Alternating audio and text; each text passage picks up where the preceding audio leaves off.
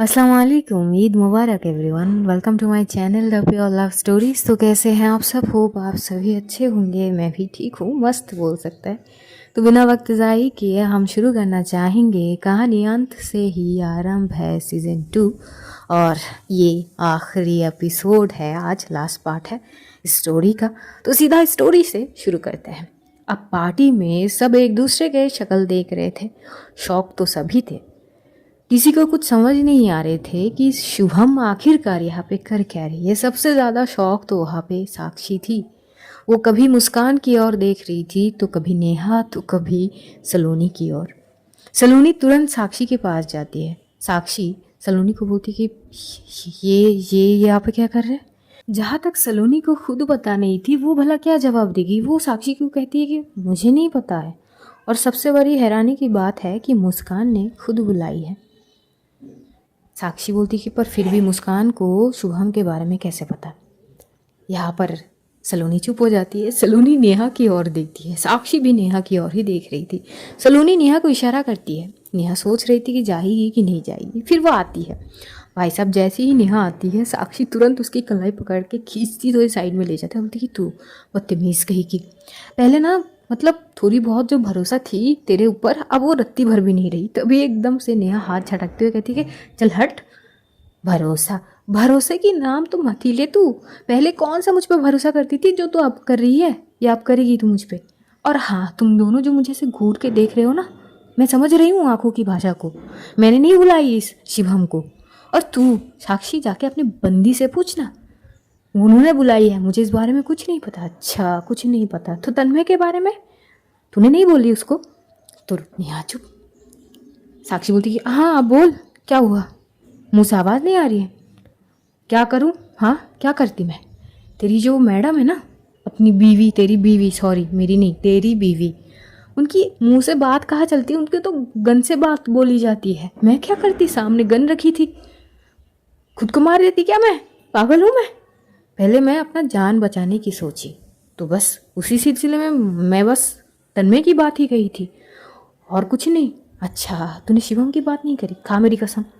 नेहा बोलती कि देख, मैं किसी के नाम वाम नहीं ली, बस ये बोली कि तन्मय से बचने के लिए तूने बॉयफ्रेंड बना ली थी, बस इतना ही बोली। इसके अलावा मम्मी कसम मैंने कुछ और बात नहीं की। तभी साक्षी मुट्ठी कंचली तो बोलती तो फिर शिवम के बारे में मुस्कान को कैसे पता? तभी पीछे से तन्मय आता है। बोलती कि मैं आए। तन्मय आके बोलता है। साक्षी तन्मय को घूर के देखती है। तन्मय बोलती कि आई एम सॉरी, मुस्कान की कॉल आई थी मुझे। पहले तो इनविटेशन की, फिर कुछ बातचीत हुई। मुझसे पूछा गया कि मुझसे बचने के लिए तुम्हारा आपके जो बॉयफ्रेंड है वो है कौन। मैंने सोचा नहीं बोलते हैं, फिर उन्होंने रिक्वेस्ट करी तो कुछ बातचीत हुई, तो मैंने बता दिया कि वो शख्स है कौन। फिर उन्होंने उसका नंबर मांगी मुझसे। मेरे पास था नहीं, पर मैंने जैसे तैसे कलेक्ट करके मुस्कान तक पहुंचा दिया। साक्षी घूरते हुए बस एक टक तन्मय को ही देख रही थी। नेहा फटाक से तन्मय के सर पे मारने लगती है। तन्मय अपने सर बचाते हुए बोलती है दी क्यों मार रहे हो, क्यों मार रही हूँ? तुझे पता भी है तूने क्या किया? हाँ दी, वो मुझे कॉल करके अगर पूछी और रिक्वेस्ट करी तो मैं क्या करता? मुझसे पूछ लेता ना कम से कम। आधे से ज़्यादा चीज़ें तो आप पहले से बता चुकी थी दी, मैं क्या करता? वो मुझसे पूछ रही थी आपकी बात बोल के, तुम, मेरे पास और कोई चीज़ ही नहीं थे। तो नेहा चुप थी। सलोनी बोलती कि कर लिया ना दोनों भाई बहन मिलके कांड, अब इस कांड की अंजाम क्या होगी? नेहा हंसते बोलती कि वो साक्षी जाने, जो जैसा कर रही है वो वैसा भरे, हमें क्या दिक्कत है? अच्छा, आधे से ज़्यादा चीज़ें ना तू ही खराब करी है नेहा। तभी नेहा एकदम से साक्षी के सामने आते बोलती कि ये सारी चीज़ ना तेरी ही चक्कर में ख़राब हुई है। बड़ी आई थी सिया को बोलने के लिए, मुझसे दूर रहने के लिए। अगर वो ना बोलती, कम से कम मुझसे ठीक से बात कर लिया होती, तो शायद इतनी सारी चीज़ नहीं होती। और कितनी दफ़ा तूने मुझे इग्नोर भी की। तभी साक्षी बोलती है कि तुझसे तो दुश्मनी अच्छी है। हाँ जाना, तेरे दुश्मन तो भरे पड़े हैं पूरी दुनिया में, कर ले उन सबसे दोस्ती, मुझसे दुश्मनी ही रख। ये बोल के नेहा साइड चली जाती है। साक्षी बोलती कि कुछ ज़्यादा ना बोलने लगी है। सलोनी बोलती कि वक्त इसकी हाथ में है, क्या कर सकते हैं। अब तो बस मुस्कान की हरकत पे नज़र रखनी पड़ेगी, पता नहीं क्या करे। सलोनी साक्षी को बोलती कि बेस्ट ऑफ लक। हाँ। साक्षी बोलती यार, पर देख, इस मामले में ना हम में से कोई तेरा कोई भी मदद नहीं कर सकता है। वहाँ पर जो डीआईजी सर थे वो साक्षी की मम्मी पापा से थोड़ी बहुत बात कर रहे थे। वहाँ पे जो सिया है उसके लिए सब कॉन्ग्रेचुलेशन वगैरह बोलते हैं, आखिरकार पार्टी भी तो उसके लिए ही थी। तो खाना वगैरह सब खाए जाते हैं, बातचीत वो में इधर नेहा की मम्मी पापा पूरी भड़की हुई थी नेहा के ऊपर। नेहा तो अपनी मम्मी पापा से बच बच के चल रही थी, फिर भी जैसे उन लोगों के सामने आ जाती नेहा की मम्मी नेहा को पकड़ लेते, बोलती कि तुम नेहा थी बदतमीज़, ऐसे कब से बन गई तुम? हाँ कैसे बन गई मम्मी? हाँ मैं सब कुछ सुन चुकी हूँ, भाभी जी ने ना हर एक बात कही है। और कब से चल रहे थे ये सब? मम्मी वो क्या वो? हाँ बताई नहीं गई? मैं तो अपनी बेटी की शादी की सपने देख रही थी लड़के से, पता नहीं क्या क्या सोच के रखी थी। हाँ तो मम्मी सपने देखने से पहले मुझसे पूछ लिया करते थे ना, अगर पूछ लेते तो बेवजह ये सपना देखने ना पड़ते, आप कुछ अच्छे खासे देख लेते। मतलब सिया के साथ शादी हो रही है, कुछ ऐसी चीज़ें। तुम्हें शर्म भी आ रही है ये बोलते हुए? माँ बाप है हम तुम्हारे, तो क्या हो गई है मम्मी, माँ बाप ही तो हो। और माँ बाप अपने बच्चों को नहीं समझेंगे तो कौन समझेंगे? पड़ोसी, वो थोड़ी ना हमें पैदा करे हैं। तो भी एकदम से नेहा की पापा एकदम से हंस पड़ते। नेहा की मम्मी उसकी पापा की ओर घुर्राते हुए देखते, बोलती बड़ी हंसी आ रही है ना आपको? हाँ आप ही की औलाद है, ऐसे तो होगी। देखो केवल मेरा अकेले का नहीं है, तो तुम भी शामिल हो, मेरा अकेले का थोड़ी ना है, हम दोनों की ही औलाद है। नेहा बोलती और नहीं तो क्या। और मम्मी क्या हो गई है? हाँ अगर मैं एक लड़की से प्यार करती हूँ और उससे अपना जीवन बिताना चाहती हूँ, साथ रहना चाहती हूँ, इसमें क्या गुनाह है? बात गुनाह की नहीं है। तुम समझ भी रही हो? तुम ये सब बहस कर ही रहे थे कि वहाँ पर साक्षी की मम्मी पापा पहुँचते हैं और साक्षी की मम्मा एकदम से नेहा की मम्मी को रोक देती है कि बहन जी बस भी करिए, हम ये पार्टी ख़त्म करके घर जाएंगे, आपस में बात करेंगे। अब सिया की तरफ से हम उसके माँ बाप हैं, तो उसी सिलसिले में बातचीत करना ज़रूरी है। तो नेहा की मम्मी कुछ नहीं कहती है। एक्चुअली वो साक्षी की मम्मी को बहुत मानती है, इसीलिए वो चुप थी वहाँ पर। नेहा थोड़ी सी तसल्ली हो जाती कि चलो शुक्र है कम से कम आंटी ने बचा ली। वो वहाँ से साइड चली जाती है। वहाँ पर जो सांझ थी एक साइड पे खड़ी, वो बार बार बस सलोनी को घूरे जा रही थी। पहले तो वो शौक थी क्योंकि सलोनी ने बताई तो नहीं कि वो आएगी, और आई तो आई इतनी ढांसू तरीके से आई, इतनी हॉट बन के। वहाँ पे बहुत सारे लोग भी सलोनी को घूर रहे थे। इधर सांझ तो खड़ी थी हाथ में एक जूस की गिलास लेके, थोड़ी थोड़ी सिप ले रही थी और अपनी नज़ाकत भरी नज़रों से सलोनी को ताड़ रही थी। सलोनी एक दो बार देखती है, वो समझ तो रही थी कोई उसे बहुत अच्छे से निहार रही है छुप छुप के। वो साक्षी और एकदम से सिया ये सब एक साइड पे चले जाते हैं। तभी सलोनी सांझ के पास जाते हैं, बोलती कि हाँ है। सांझ बोलती कि जी हाँ है। हाँ पे एकदम से आ गई, बोली भी नहीं कि आप खाने वाली हो। तभी एकदम से सलोनी क्या करती है, सांझ के हाथ को कस के पकड़ती है। सांझ की आंखें बड़ी हो जाती है। सलोनी बोलती कि डरो मत, मैं इतने सारे लोगों के सामने कुछ करूँगी थोड़ी ना, इतना क्या डर रही हो मुझसे, बस हाथ ही पकड़ी हूँ। तभी सांझ हाथ छुड़ा लेते हैं, बोलती कि नहीं आप ऐसे हाथ भी मत पकड़ी। अरे मेरी गर्लफ्रेंड की हाथ है, मैं नहीं पकड़ूंगी तो क्या दूसरे कोई पकड़ेंगे क्या? हाथ दो। तो एकदम से सांझ हाथ दे देती है। तो सलोनी कस के हाथ को पकड़ती है, बोली कि अब बताओ क्या हुआ? कुछ नहीं। बताओ भी, तुम्हारी आंखें कुछ और बोल रहे हैं, लव से कुछ और। बताओ बताओ, जो मन में है वो बोल दो। आप वो इतनी हॉट बन के आने की भी क्या ज़रूरत थी आपको? अच्छा तो मैं हॉट लग रही हूँ? अब कुछ ज़्यादा ही। अच्छा तुम्हारी नज़र में हॉट लगना ज़रूरी है ना? मतलब मैं चाहती हूँ कि तुम्हारी निगाहें मुझे देखे, प्यार भरी नज़रों से मुझे ताड़े जाए। किसी और से मेरा कोई मतलब है नहीं ना, मतलब तो बस तुम ही से है। सांझ थोड़ी शर्माने लगती है। उसकी शर्मो हया देख के इधर नेहा आती है, बोलती ना ना इतनी शर्म हया को रखे करोगी क्या सांझ, थोड़ी ओपन हो जाओ। तभी एकदम से सलोनी बोलती है ओपन हो जाओ का मतलब? अरे उतनी भी खुलने के लिए नहीं बोली हूँ, मतलब फ्री होने के लिए कही है। जितना वो शर्मा रही है ऐसे लग रही है कि नई नवेली दुल्हन है। तभी सलोनी बोलती है तुझे तो शर्म आएगी नहीं, क्योंकि पूरे शर्म लिहाज तूने तो बेच के खा ली है बचपन में ही। अरे सबको मुझी से क्या प्रॉब्लम होती है? अच्छा एक बात बता। हाँ बोल। ये जो तूने इतने सारे कांड करे हैं और जिसके लिए करी है, क्या तूने उसको बताई है? दुनिया चुप हो जाती है। सलोनी बोलती कि क्या, अब क्यों चुप हो गई? और तभी सबको खाने के लिए बुलाया जाता है। गेस्ट वगैरह वो तो खा चुके थे, लेकिन मेन जो लोग थे जैसे कि घर के लोग, साक्षी, मुस्कान, इनके परिवार, ये लोग अभी तक नहीं खाए थे, तो सब इकट्ठे बैठे हुए थे। इधर शुभम और उसके गर्लफ्रेंड भी इकट्ठे बैठे हुए थे। मुस्कान शुभम से धीरे धीरे बात कर रही थी। साक्षी को ये हजम नहीं हो रही थी कि इतना क्या बात कर रही है, और जब से पार्टी में आई हूँ वो मुझे बस इग्नोर ही कर रही है। वो जाती तो है, मुस्कान की बगल में बैठती है, मुस्कान से बात करने की कोशिश कर रही थी, लेकिन मुस्कान क्या करती है, हर दफ़ा उसे ऐसे इग्नोर कर देती है जैसे कि साक्षी को उसने देखी तक नहीं है। साक्षी को बड़ी चुल मच रही थी। वो एकदम से टेबल के नीचे से मुस्कान के हाथ पकड़ लेती है, तो मुस्कान घूर के साक्षी को देखती है। साक्षी आंखें देख के ही डर जाती है, कुछ बोलने की ज़रूरत पड़ती नहीं, वो तुरंत हाथ छोड़ देती है, बोलती कि कुछ नहीं, वो खाना खाओ। दूसरी ओर जो शुभम था उसके पास उसकी गर्लफ्रेंड भी बैठी हुई थी। यामिनी एकदम से मुस्कान की ओर देखते हुए बोलती है कि बाय द वे आप काफ़ी खूबसूरत हो।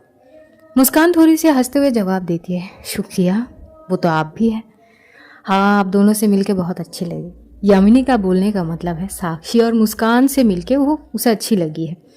तभी शुभम थोड़ा सा हंस पड़ता है, बोलते कि हाँ हाँ बिल्कुल, वरना ऐसा था कि आप लोगों से हमारे मुलाकात तो नामुमकिन से परे थे। तभी मुस्कान साक्षी की ओर देखते हुए और बोलती है कि ऐसा है ना कि जीवन में हमारी कुछ गलत फैसलों के कारण कुछ चीज़ों का सामना हमें कभी ना कभी करने तो पड़ते ही है। ये बात सुन के साक्षी चुप हो जाती है। साक्षी को अपनी चीज़ें याद आती है, थोड़ी सी गिल्ट फील हो रही थी उसे कुछ फैसले के लिए। पहला तो शिवम, दूसरा ये थी कि मुस्कान के सामने एकदम से ऐसी चीज़ों का आना सही नहीं है। ये साक्षी की सोच थी। वो समझ तो रही थी बहुत अच्छी से कि मुस्कान नाराज तो है बहुत। तभी शुभम जो है साक्षी की ओर देखता है। साक्षी एकदम से शुभम की ओर देखते हुए ही बोलती कि देखो शुभम, हमारे बीच जो भी हुआ उसके लिए हम एक्सट्रीमली सॉरी। शुभम हंसते हुए उस बात को टाल देता है कि चील ना यार, ठीक है, कोई बात नहीं, इट्स ओके, मैं मूव ऑन कर चुका हूँ और मैं यमिनी से बहुत प्यार करता हूँ। हमारे जब बात बंद हो गए थे तो यमिनी ही थी जो मुझे बहुत अच्छे से संभाले है, and I love her so much. बहुत जल्द हम शादी भी कर रहे हैं। साक्षी को ये बात सुन के बहुत अच्छी लगती है। बोलती कि ओह कॉन्ग्रेचुलेशन। बोलती कि थैंक यू। तो अब मैं एक्सपेक्ट कर सकता हूँ ना कि आप सब हमारी शादी में आएंगे? क्यों साक्षी? साक्षी थोड़ी सी हंसते हुए जवाब देती है कि हाँ हाँ क्यों नहीं, ज़रूर आएंगे। तभी मुस्कान भी कहती है कि हम ज़रूर आएंगे पूरे परिवार के साथ। थोड़ी बहुत हंसी मजाक के साथ ये लोग खाना वगैरह खा रहे थे, लेकिन मुस्कान की खामोशी सबके दिल में डर पैदा कर रहे थे, खास करके साक्षी की। वो कोशिश तो कर रही थी धीरे धीरे, लेकिन वो समझ रही थी कि मुस्कान बात करना ही नहीं चाहती है। अब देखते देखते पार्टी ऑलमोस्ट ख़त्म होने के कगार पे थी। मुस्कान खुद सबकी चीज़ों पे ध्यान देती है। जब सारे गेस्ट टिकट करके जा रहे थे तब भी साक्षी जाती है मुस्कान से बात करने के लिए शुभम के बारे में। वो मुस्कान के पीछे जाके खड़ी हो जाती है और एक साइड में साक्षी की सारे फ्रेंड शान, सलोनी, नेहा, सिया नेहा से बातचीत तो कर नहीं रही थी, लेकिन वो देख रही थी क्योंकि नेहा बड़ी खूबसूरत लग रही थी। इन दोनों में अभी तक कोई भी बात हुई नहीं, बस चुप चुप के देखना ही हुई है। जैसी ही साक्षी मुस्कान के पीछे खड़ी होती है वो बोलती कि वो मुस्कान पीछे पलटती नहीं है। वो बस इतना बोल देती है कि बस पार्टी ख़त्म हो गई, अब हमें घर जानी चाहिए।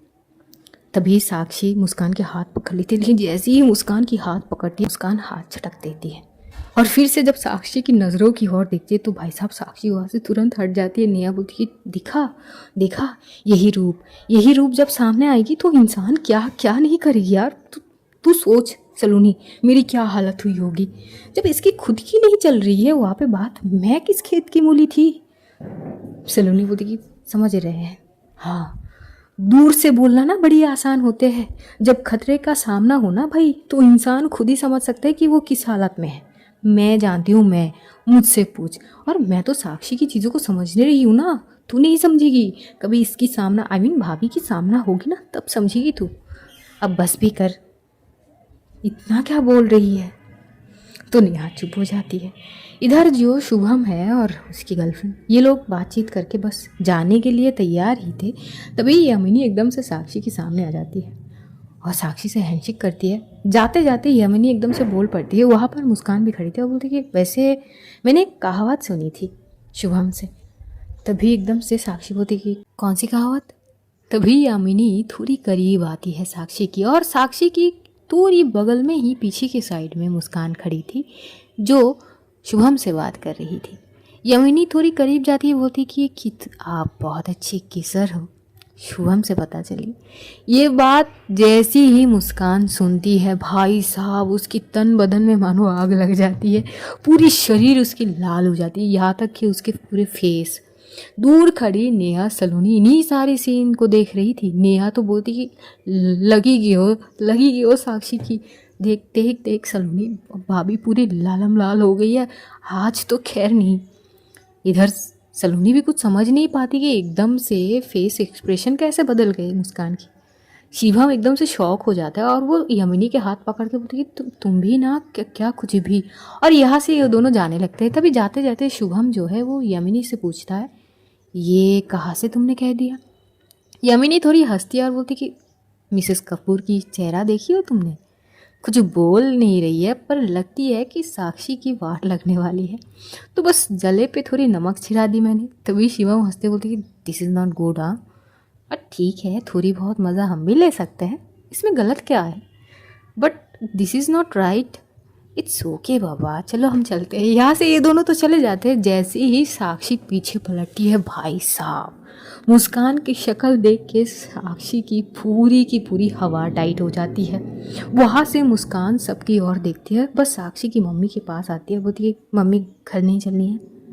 हाँ हाँ बेटा बस निकल रहे, क्या हुआ है तुम्हें? कुछ नहीं मम्मी, घर चले। ठीक है बेटा चलो। इधर ये लोग एक एक करके निकल रहे थे और नेहा की मम्मी पापा भी इन लोगों के साथ घर जाते हैं क्योंकि वहाँ पे बहुत सारे बातचीत होंगे। तो वहाँ पे लगभग 3 कार थे। एक कार जो है सलोनी खुद चलाती है, जो नेहा की मम्मी पापा और साक्षी की मम्मी पापा के साथ जाती है। दूसरी कार मुस्कान एकदम से नेहा से कार कीज़ ले लेती है। एक्चुअली साक्षी नहीं चाहती थी कार ड्राइव करना, वो चाहती थी कि पीछे से वो बैठे मुस्कान के साथ बातचीत करेगी, लेकिन एकदम से नेहा से वो कार कीज़ लेती है और बोलती कि आइए बैठ जाइए। यहाँ तक कि मुस्कान तो उसे बगल के सीट में भी बैठने नहीं देती, बगल में वो नेहा को बैठाती है। और भाई साहब कार की स्पीड देख के नेहा की फट जाती है पूरा। वो एक आधे रास्ते पे एकदम से हाथ जोड़ लेती है मुस्कान की सामने की, भाभी जी मुझ पे कृपा करें, हम पूरी भावना समझ रहे हैं आपकी, लेकिन इतनी जल्दी मरना नहीं चाहते हैं। खुद भी बचे और हमें भी बचाए प्लीज़। आपके साथ केवल साक्षी नहीं है। अरे आप कहे तो मैं धकेल दूँ गाड़ी से, वो अकेले आ जाएगी पैदल, लेकिन कम से कम हाँ हमारी सोच के थोड़ा सावधानी से गाड़ी चलाइए। इतनी जल्दी मरना कौन चाहेगी, कृपा करें हम। तो मुस्कान थोड़ी शांत होती है और नॉर्मली ड्राइव करके ये लोग घर आते हैं। जैसे ही घर आते हैं मुस्कान किसी से कुछ भी नहीं कहती, वो फटाक से चली जाती है कमरे में। इधर साक्षी जो है वो सलोनी की शक्ल देख रही थी। सलोनी बोलती कि अब मैं क्या कर सकती हूँ इसमें, तेरी वाइफ है, तू संभालेगी ना? अरे यार आई नो, पर कैसे? शादी तेरी हुई है, तू जानती है उसे कि कैसे मनाएगी। मैं कैसे बता सकती हूँ? मैं सांझ के बता सकती हूँ। अगर वो नाराज़ हो जाएगी, वो वैसे भी वो इतनी नाराज़ होगी नहीं कभी। Very sweet girl you know. तभी एकदम से साक्षी उसे घूर कर देखते बोलती कि समझ रही हूँ मैं, मज़े ले रही है ना सब मेरी। नेहा बोलती कि क्यों भाई, हम क्यों मज़े लेंगे, किए करा तो तू है। अगर ये सारी ना करके सीधी सीधी बता देती ना सारी सीन भाभी को, तो आज ये देखने की नौबत ही नहीं आती। साक्षी बोलती कि तू भी ले ले, तू भी ले ले, ये आधे से ज़्यादा चीज़ें तेरी वजह से ही ख़राब हुई है, मैं तुझे भी देख लूँगी। ये बोल के साक्षी पहले तो कमरे की साइड पे जाती, लेकिन जैसे ही कमरे में जाने लगती देखती है कमरे की दरवाज़ा बंद। वो बोलती कि बेबी मैं फ्रेश तो होंगी ना, कम से कम और भी कमरे हैं घर पे, किसी एक में जाइए अच्छे से फ्रेश हो लीजिए, मुझे थोड़ी अकेली रहने हैं। साक्षी कुछ नहीं बोलती, वो चुप से आके हॉल में बैठ जाती है। इधर सांझ और सलोनी नेहा साक्षी की हालत देख के समझ जाती कि शायद कमरे में जगह ना मिली हो घुसने के लिए, तो ये लोग कुछ नहीं बोलते। फिलहाल क्या कहेंगे, अभी तो गंभीर सिचुएशन है। नेहा की मम्मी पूरी भड़की हुई थी और वो चिल्ला रही थी नेहा पर। नेहा चुप से बैठी हुई थी सामने, सिया डर के मारे एक साइड पे खड़ी थी। अब नेहा की मम्मी अगर सिया को कुछ बोलेंगी तो क्या जवाब देंगी। तभी एकदम से साक्षी की जो पापा है वो आते हैं नेहा के पापा के सामने, बोलती है देखिए भाई साहब, जैसे ही साक्षी है हमारे लिए वैसी ही सिया भी है हमारे लिए, वो भी हमारी बेटी ही है। तो मैं एक बाप अपनी बेटी के लिए आपकी बेटी की हाथ मांगता हूँ, और नेहा भी तो हमारी ही बेटी है, सब इकट्ठे रहेंगे परिवार की तरह, और आपकी बेटी आप ही की रहेगी। बस दोनों के खुशी के लिए क्या हम ये मान नहीं सकते हैं। नेहा की मम्मी शांत थी, और कहीं ना कहीं साक्षी की मम्मी नेहा की मम्मी को भी बहुत समझा रही थी कुछ हद तक। तो वो समझ भी जाती है क्योंकि साक्षी की मम्मी को बहुत मानती है वो, तो थोड़ी शांत हो जाती है। नेहा जब देखती है कि बात अब धीरे धीरे उसकी हित में आ रही है तो अपनी मम्मी के पास जाती है, उनकी हाथ पकड़ के बैठ जाती है और बोलती है कि मम्मी, अगर आप इस रिश्ते में हामी नहीं भरेंगे ना तो मैं थोड़ी ना आपके खिलाफ जाऊंगी, कभी नहीं मम्मी। लेकिन कभी आपने ये सोची है कि अगर मैं अपनी चीज़ों को ना सोच के, खुद के बारे में ना सोच के, अगर आपकी ही सोच के मैं किसी और लड़के से शादी कर भी लूँ तो उसमें तो मेरी मन से हामी नहीं होगी ना, वो एक तरीके से खुद से कंप्रोमाइज़ होगी। क्या मैं उसमें कभी खुश भी रह पाऊंगी मम्मी? उसको एक तरीके से जीते जी मरना नहीं कहेगी क्या? उसके बाद जब आप देखोगी कि मैं खुश नहीं हूँ, धीरे धीरे मर रही हूँ, तो क्या आप खुद को माफ़ कर भी पाओगी कभी? माँ बाप बस यही चाहती है कि उनके बच्चे हमेशा खुश रहे, चाहे वो जिसके साथ भी रहे, बस खुश रहे। तो जब आप देखेंगे कि मैं खुश नहीं हूँ तो क्या आपको गिल्टी फील नहीं होगी? मम्मा, ये बात एक दो दिन की नहीं है, पूरी ज़िंदगी की बात है, आप सोचो ना। नेहा की मम्मी शांत हो जाती है, कुछ नहीं बोलती है। तभी नेहा बोलती कि मम्मी, अगर मैं आपकी बात मान भी जाऊँ ना तो वो केवल मेरे साथ ही अन्याय ही नहीं, मैं उस शख्स के साथ भी करूँगी जिससे मैं प्यार करती हूँ। भाई साहब, सिया वहाँ पे सुन खड़ी थी। पहली बार जब नेहा ने बोली थी कि वो सिया से प्यार करती है, उस वक्त सिया थी ही नहीं यहाँ पर मौजूद। लेकिन अब सिया ये बात सुनती है, मानो उसकी पूरी शरीर एकदम से ठंड पड़ चुकी थी नेहा से ये बात सुनने के बाद। नेहा तो अपनी मम्मी से बात कर रही थी। सलोनी एक साइड पे आ जाती है, सिया के हाथ पकड़ते बोलती कि क्या हुआ? कुछ नहीं, वो एकदम से ये मतलब एक्सपेक्ट करी नहीं थी। सलोनी थोड़ी हंसते हुए बोलती कि होती है, मुझे तो थोड़ी बहुत पहले समझ आ गई थी, पर ये बेवकूफ़ है, इसको अपनी फीलिंग्स के बारे में नहीं पता है। आई तो समझ पर लेट आई, पर कोई बात नहीं, देर आए दुरुस्त आए, एटलीस्ट उसको समझ तो आई। तो सिया चुप हो जाती है। उधर जो साक्षी की मम्मी पापा है वो नेहा की मम्मी पापा से बहुत देर तक बातचीत कर रहे थे। साक्षी वहाँ पे थी, वो सुन रही थी, वो सारी चीज़ में ध्यान भी थी, और कहीं ना कहीं मुस्कान के बारे में भी सोच रही थी। मन में तो डर बैठे हुए थे कि पता नहीं अगले कदम क्या होगी। मुस्कान एकदम से ऐसे सन्नाटे में आ गई है, कमरे में तक जाने नहीं दे रही है साक्षी को। जैसे बातचीत वगैरह ख़त्म होती है तो नेहा की मम्मी बोलती कि ठीक है भाभी जी, मुझे थोड़ी वक्त दीजिए, मैं इस बारे में सोचूंगी। तभी नेहा बोलती कि हाँ मम्मी, घर चलो। आप ठीक है, कुछ देर रुक जाओ। नहीं, घर चलो। तो नेहा एकदम से सबकी ओर देखती है, वो सबसे बाय वगैरह बोल के चली जाती है। जाते जाते वो एक बार सिया की ओर देखती है, शायद वो सिया के एक्सप्रेशन को देखना चाहती है। सिया की आंखों में हल्की हल्की सी आंसू आई हुई थी। नेहा देखती है, बस एक छोटी सी स्माइल पास करते हुए वहाँ से चली जाती है। तो वहाँ से सांझ को भी लगती है कि उसे जानी चाहिए, और वो जैसे ही जाने लगती है तभी सलोनी हाथ पकड़ लेती है, बोलती तुम कहाँ जा रही हो? वो मुझे भी तो घर जानी चाहिए ना, बहुत देर हो चुकी है। अच्छा, ये तुम्हारा घर नहीं है? तभी साक्षी की मम्मी हंसते बोलती कि ना ना बेटा, तुम रुक जाओ, ये भी तो तुम्हारी घर है, सलोनी भी तो हमारी बेटी है। तो सांझ थोड़ी सी ब्लश करने लगती, बोलती आंटी वो कोई बात नहीं है बेटा, हम कुछ नहीं समझेंगे, कुछ भी माइंड नहीं होगी, तुम्हारा ही घर है, रह लो। तो सलोनी हंसते बोलती कि ये हुई ना मम्मी वाली बात, और नहीं तो क्या। और साक्षी, क्या हुआ, तुम्हारी शक्ल ऐसे उतरी हुई क्यों है? साक्षी मनी मन बोलती कि क्या क्या ही बोले मम्मी, सब कुछ तो ठीक ही हो रही थी, आखिर में वो यामिनी ने जो बोली है उसके बाद से वो कैसे बचाएगी खुद को, यही वो सोच रही थी। तभी साक्षी की मम्मी थोड़ी बहुत तो चीज़ें समझ रही थी, बोलती बेटा ऐसे बाहर रहने से अच्छा है कि तुम कमरे में चले जाओ, अच्छे से आराम करो, और सुबह तुम्हें पुलिस स्टेशन भी जानी होगी। और सिया बेटा, तभी सिया बोलती कि जी जी मम्मी, और भी कुछ हिसाब बाकी है तुम्हारी? नहीं मम्मी, वो सब ठीक है। ठीक है, फिर जाओ, फिर आराम से सो जाओ। तभी सब अपनी अपनी ओर चले जाते हैं, क्योंकि इधर बहुत रात तक तो हुई थी। इधर साक्षी फिर से कमरे के बाहर जाके खड़ी हो जाती है। सलोनी कुछ हद तक साक्षी से बातचीत वगैरह तो कर रही थी। सलोनी भी खुद भी बोलती है मुस्कान को कि मुस्कान यार दरवाज़ा खोल दो, लेकिन मुस्कान है कि बात मान नहीं रही थी। सलोनी बोलती कि खैर मैं क्या कर सकती हूँ, मैं जाती हूँ अपने कमरे में। सलोनी चली जाती है। साक्षी बोलती कि मुझे अकेले छोड़ के जा रही है यार, ये रही तेरी दोस्ती। देख दोस्ती ना अलग जगह है, तेरी कमरे के बाहर मेरी कोई जगह नहीं है, वो तू निपटा। यही बोलते हुए इधर सलोनी भी कमरे में चली जाती है। सिया भी अपने कमरे में जाके वो अपनी डायरी हाथ में लेती है। पता नहीं शायद इस दिन के लिए वो कभी भी तैयार नहीं थी या एक्सपेक्ट नहीं करी थी। वो सोची भी नहीं होगी कि कभी नेहा उससे भी प्यार कर सकती है।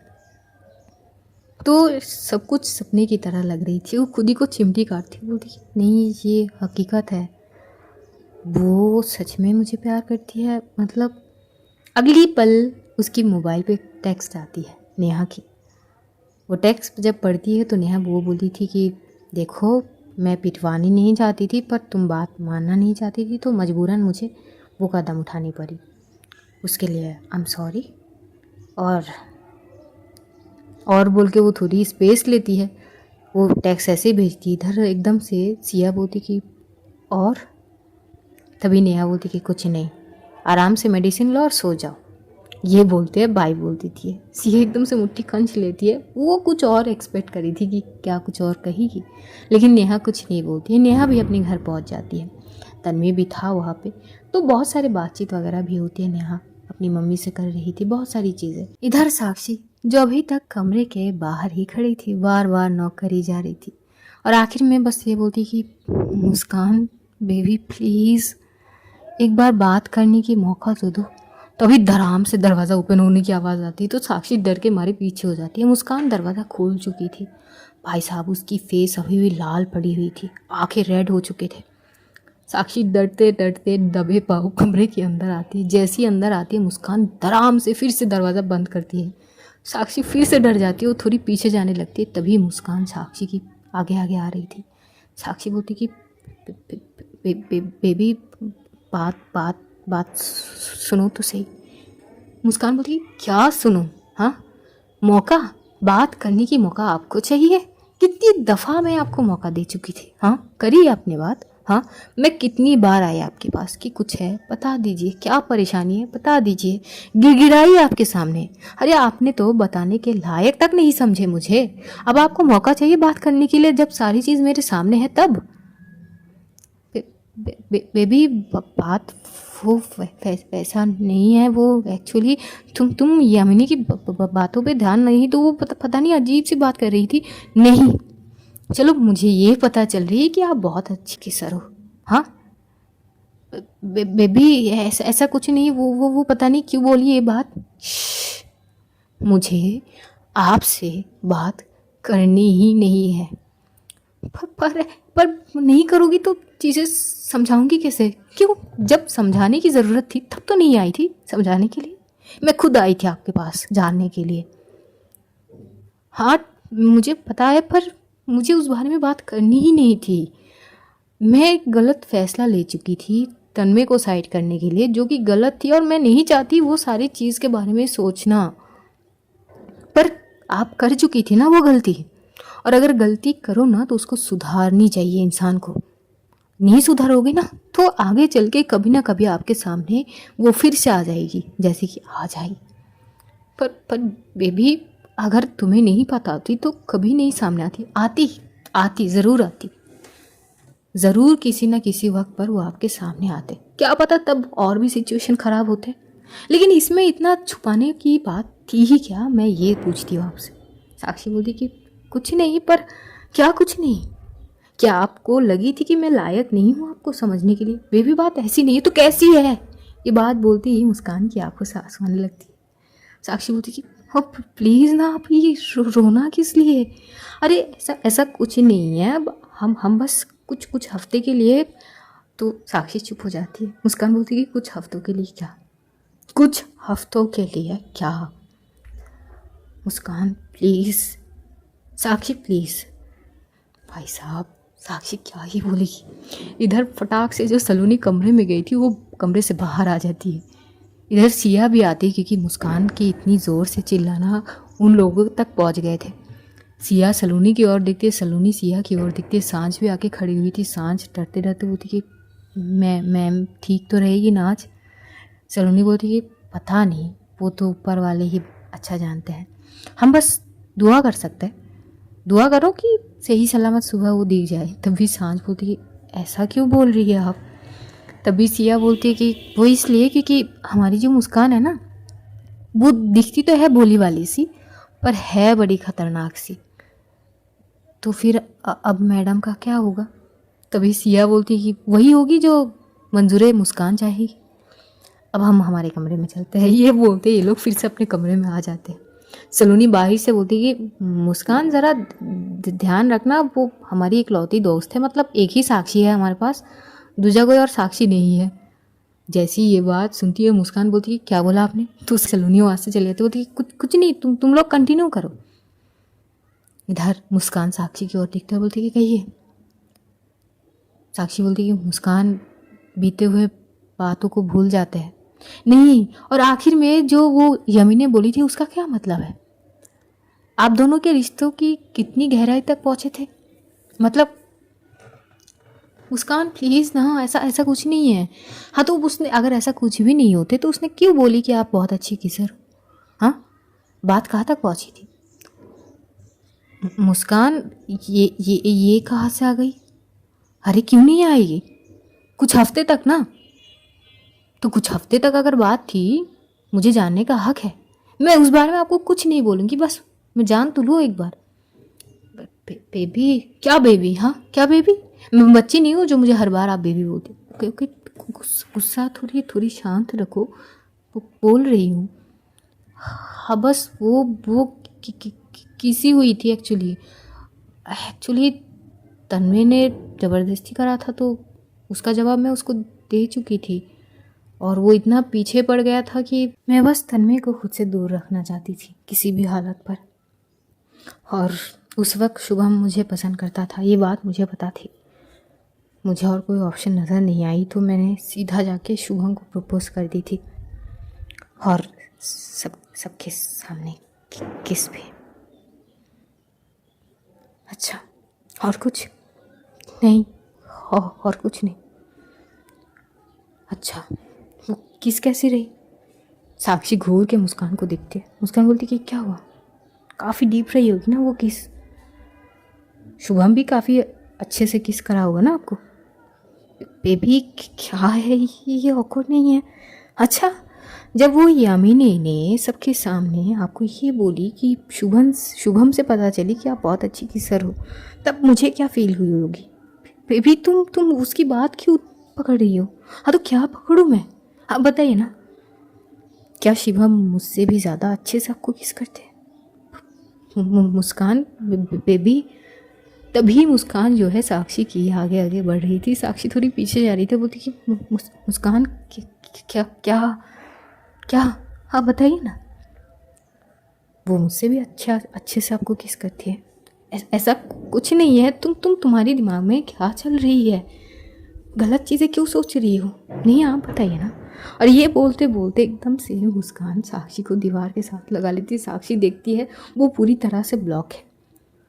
मुस्कान की आंखें एकदम से लाल हो गए थे।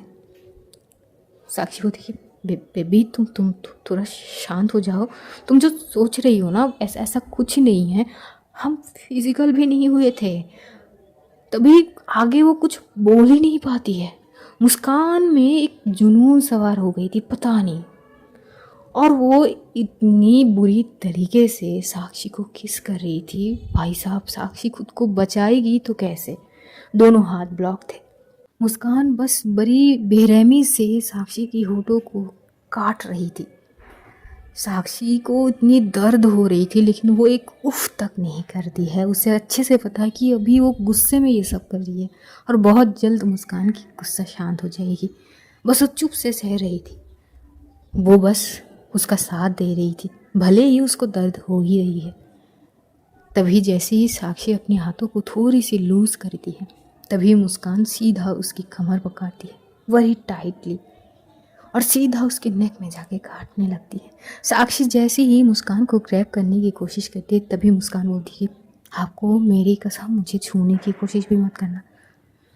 साक्षी शॉक तो बोलती है कि पर बेबी मुझे टच मत करना, बस मुझे जो करनी है मैं करूँगी, आप मुझे नहीं छूओगे।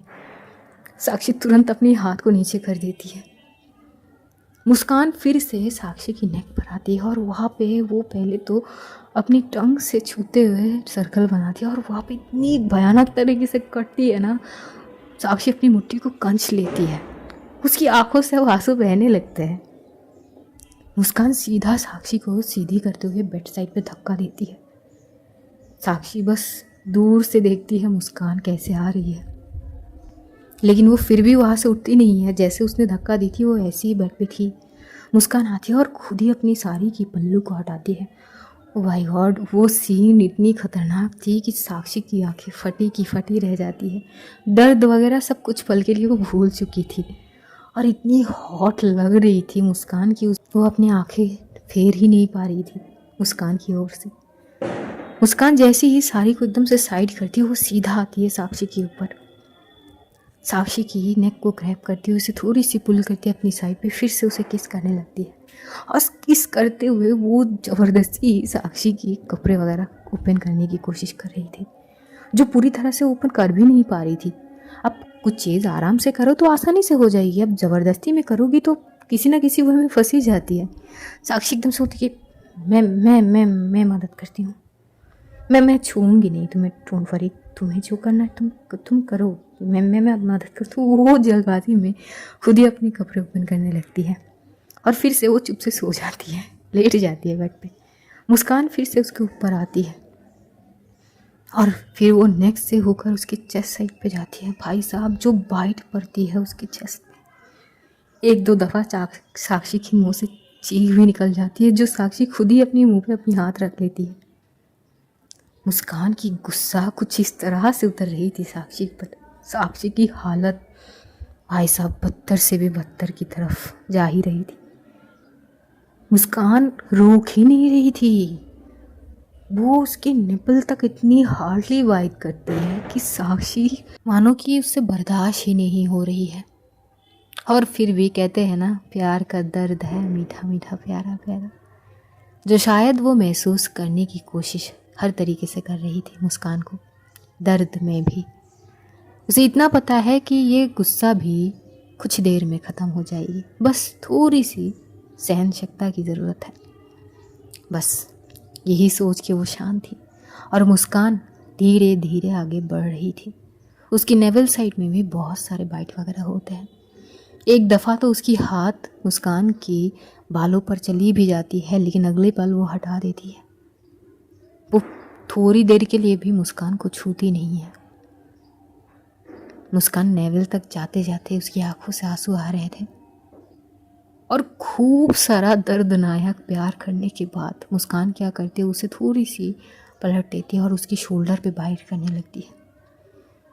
जैसे ही शोल्डर पे बाइट पड़ती है, साक्षी फिर से एक चादर को कस के पकड़ लेती है और अब की बार उसके मुंह से सिसकने की आवाज़ आती है, जिससे मुस्कान की चीज़ें और भी ज़्यादा ख़राब होते जा रहे थे। वो और भी ज़्यादा एग्रेशन में जा रही थी, मानो कि पता नहीं क्या ही खुमार आई है उसके सर पे। और उसके बैक में वो तरह तरीके से बाइट वगैरह कर रही थी। फिर से वो पलटती और अब की बार वो बहुत वाइल्डली उसे किस कर रही थी। और किस करते करते मुस्कान क्या करती है, साक्षी की दोनों हाथ को पकड़ते हुए खुद ही अपनी बैक में पकड़ा देती है। तो साक्षी अपनी आंखों को खोलती है। साक्षी की आंखों से 2-3 बूंद आंसू गिर रहे थे। मुस्कान किस करते करते थोड़ी सी ऊपर की साइड में होती है, साक्षी की आंसू को पी जाती है और उसके बाद सीधा मुस्कान जो है उसकी नेक को ग्रैब करती है, अपनी और करीब करती है। ऑलरेडी इतनी करीब थी मानो फिर भी उसकी मन नहीं भर रही हो, और अब की बार वो खुद अपनी होंठ साक्षी की होठों में समा कर देती है और अब वो बड़ी सॉफ्टली उसे किस कर रही थी। साक्षी समझ गई थी कि अब मुस्कान शांत हो गई है, तो आंखें खोलती है तो देखती है मुस्कान के भी आंखों में आंसू है। तो साक्षी अब उसे प्रॉपर किस कर रही थी। किस करते करते साक्षी थोड़ी सी पीछे होती है, उठ के बैठती है, मुस्कान को ऐसे ही अपने लैप पे बैठा के मुस्कान की नेक को ग्रैब करती हुई अपनी फॉरहेड के साथ लगाती है, उसकी फॉरहेड को चूमती है और बोलती कि सच कहूँ बेबी, वो बस एक किस हुई थी, उसके अलावा उसने मुझे छुआ तक नहीं। तुम्हारी कसम, तुम्हारे अलावा मुझे आज तक किसी ने छुआ नहीं। मुस्कान की आंखों से बस आंसू बह जा रहे थे। मुस्कान कस के साक्षी को गले लगा लेती है। साक्षी बोलती कि मैं समझ सकती हूँ। मुस्कान साक्षी की बाहों में खूब रोती है। साक्षी उसकी बाहों में भर के रखती है मुस्कान को। थोड़ी देर बाद जब मुस्कान शांत हो जाती है तब साक्षी उसकी फेस को अपनी ओर करती है। वो समझ पा रही थी कि कितना दर्द महसूस हुई है मुस्कान को, कितनी आंसू बहाई है उसने, उसकी आंखें बता रहे थे। साक्षी को हर्ट फील हो रही थी उस वक्त। वो मुस्कान को कस के गले लगाती है और फिर उसे बेड पे लेटा देती है। मुस्कान की आधी ड्रेस खुद ही वो ओपन कर चुकी थी मुस्कान ने। तभी साक्षी मुस्कान के ऊपर आती, उसके फॉरहेड के साथ अपनी फॉरहेड लगा के बोलती कि कसम ले लो प्लीज़। मुस्कान की आंखों से तब वो आंसू बह रहे थे और बोलती कि ले ली। और उसके बाद बड़ी शिद्दत से साक्षी मुस्कान को किस कर रही थी, बड़ी पैशनेट और डीप तरीके से। इस हद तक वो उसे पैशनेट तरीके से किस कर रही थी जिससे मुस्कान की सारे दर्द, सारे गम वो मानो अपने अंदर खींच रही हो। वो इतनी शिद्दत से उसकी शरीर को छू रही थी हर हिस्से में, जैसे कि मानो उसकी शरीर को वो पूज रही है। मुस्कान को बस सुकून मिल रही थी और साक्षी का प्यार का एहसास हो रही थी कि किस हद तक साक्षी उसे प्यार करती है। साक्षी अपनी हर प्यार का एहसास मुस्कान को दिला रही थी उस छुअन में।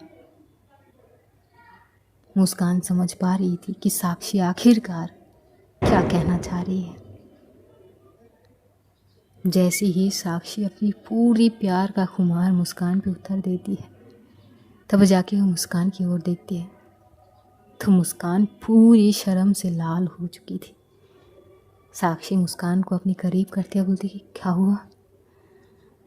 मुस्कान अपने दोनों हाथों को अपनी फेस पे रख लेती है। साक्षी दोनों हाथों को हटाते हुए बोलती कि क्या हो गई है। कुछ नहीं, कहो।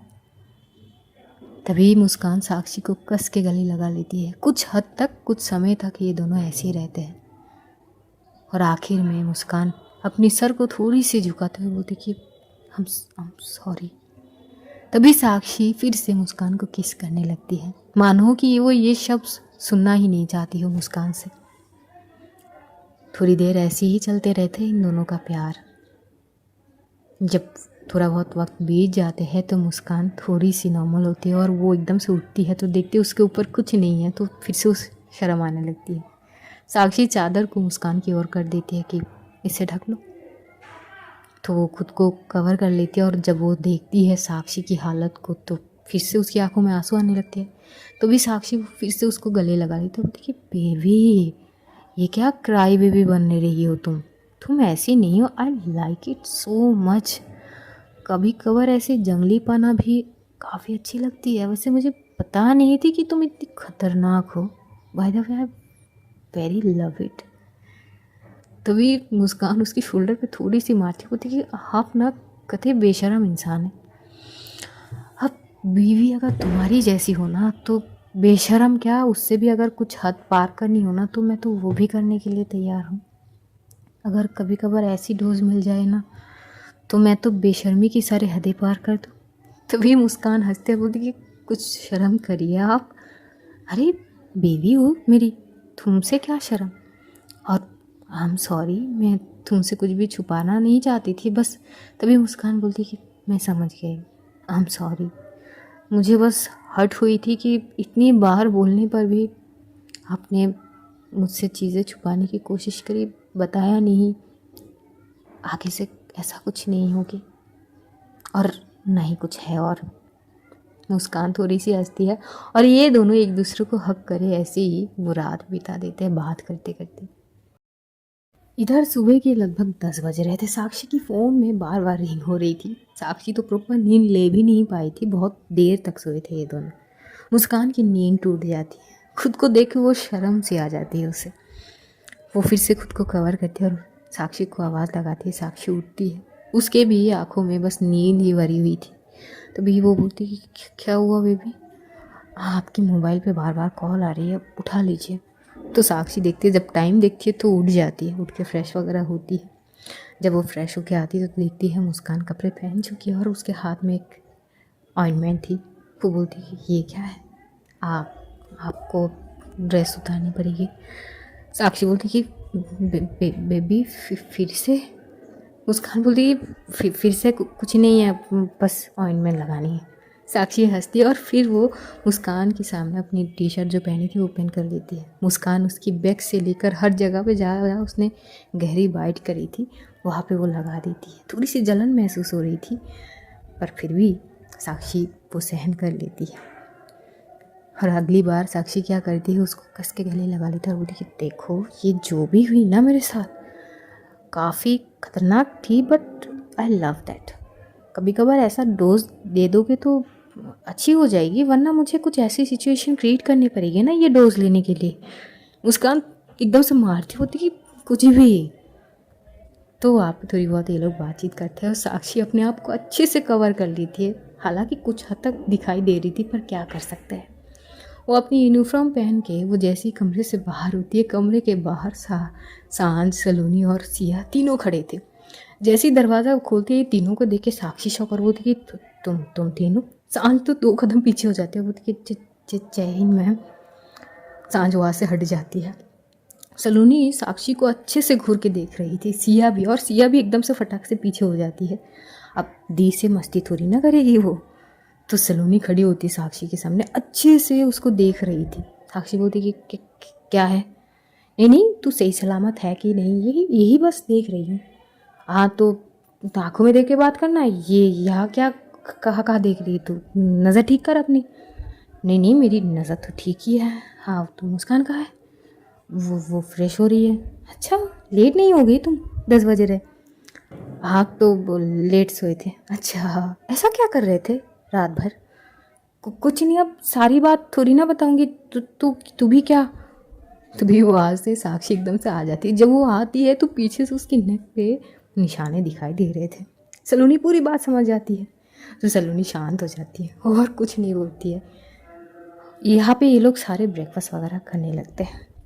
मुस्कान भी थोड़ी देर में आ जाती है। मुस्कान को देख के सलोनी बस थोड़ी थोड़ी मुस्कुरा रही थी।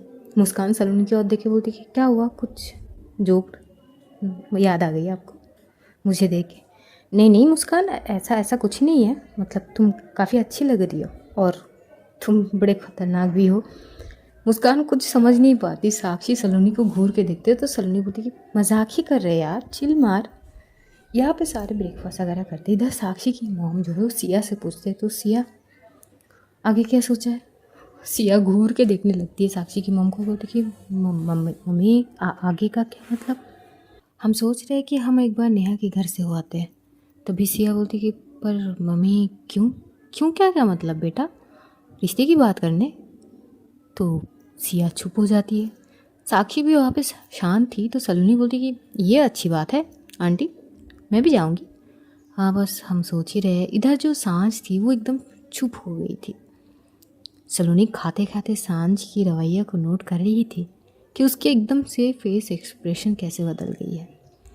तभी वहाँ से साक्षी बोलती कि ठीक है मम्मी, कब जानी है, हमें भी जानी पड़ेगी। हाँ बेटा सबको जानी पड़ेगी। हाँ तो कब जाएंगे। हाँ बस शाम को थोड़ी जल्दी आ जाना। ठीक है मम्मी, जैसा कहे तो मैं फ़िलहाल पुलिस स्टेशन से आती हूँ, ठीक है बेटा। तो साक्षी जैसे ही उठने लगती है वो मुस्कान की ओर देखते और आहिस्ता से बोलती है कि वो मैं आऊँ। मुस्कान थोड़ी सी स्माइल पास कर देती है कि हाँ ठीक ठीक है, जाइए आप। वहाँ से साक्षी जाने लगती है। तभी सिया बोलती कि दी मुझे भी लेके चलो। और सांझ भी बोलती कि मैम मैं भी आ रही हूँ। यहाँ पे सारे जाने लगती हैं।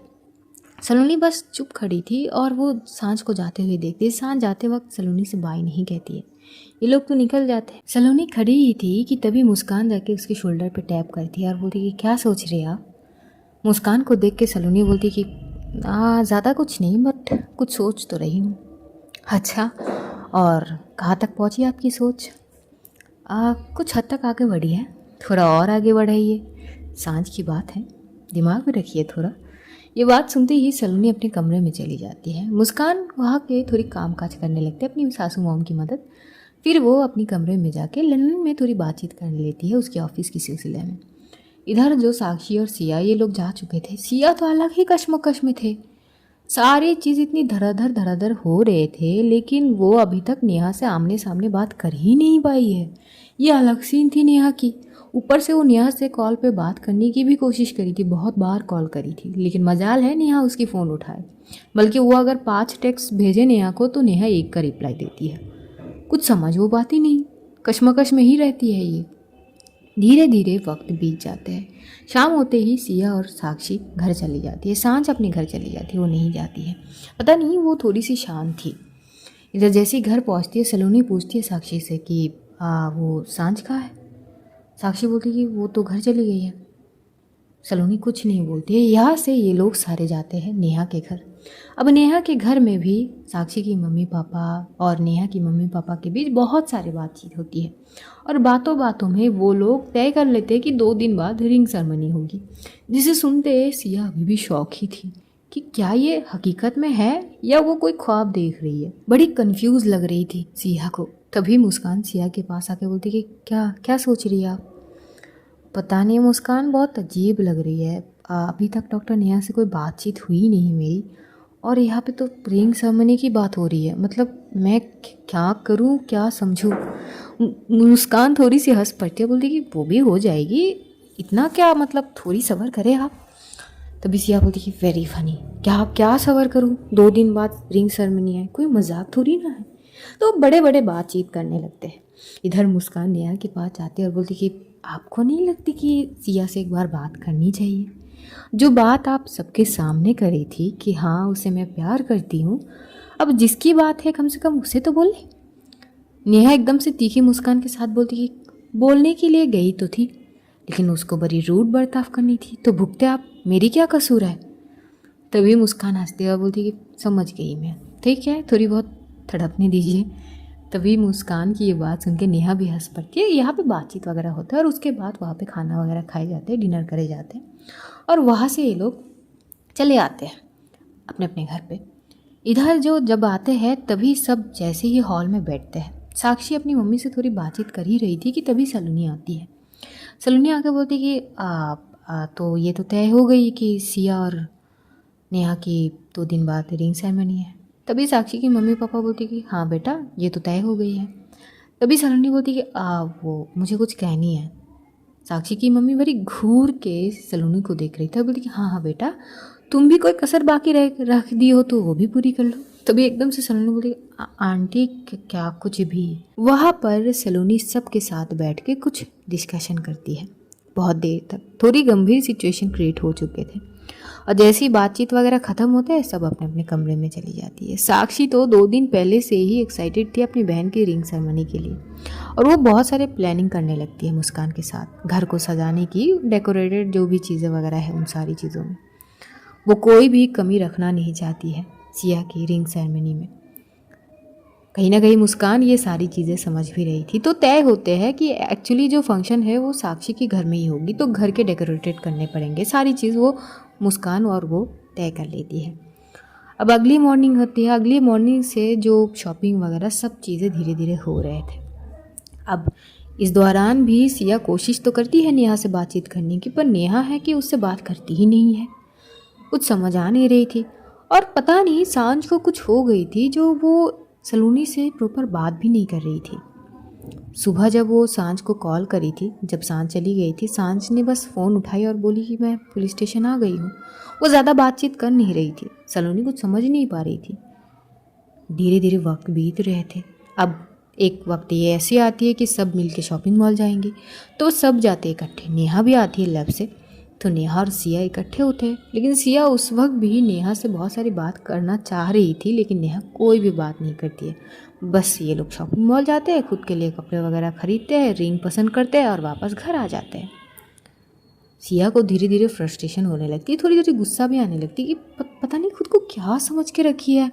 मतलब इतनी सारे चीज़ें हो रहे हैं और जिसके साथ होगी उससे ही बात करी नहीं जा रही अभी तक। ये क्या सीन है।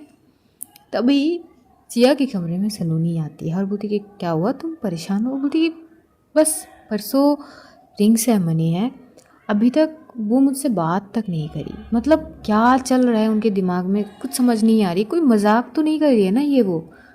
पता चला कि रिंग सेरेमनी के दिन एकदम से बोले कि वो करना नहीं चाहती है। सलोनी बोलती कि पेशेंस रखो, वो ऐसा नहीं करेगी। सिया चुप तो हो जाती है, लेकिन मन में उसके यही सारी चीज़ चल रहे थे। अब दूसरे दिन भी जैसे तैसे चले जाते हैं।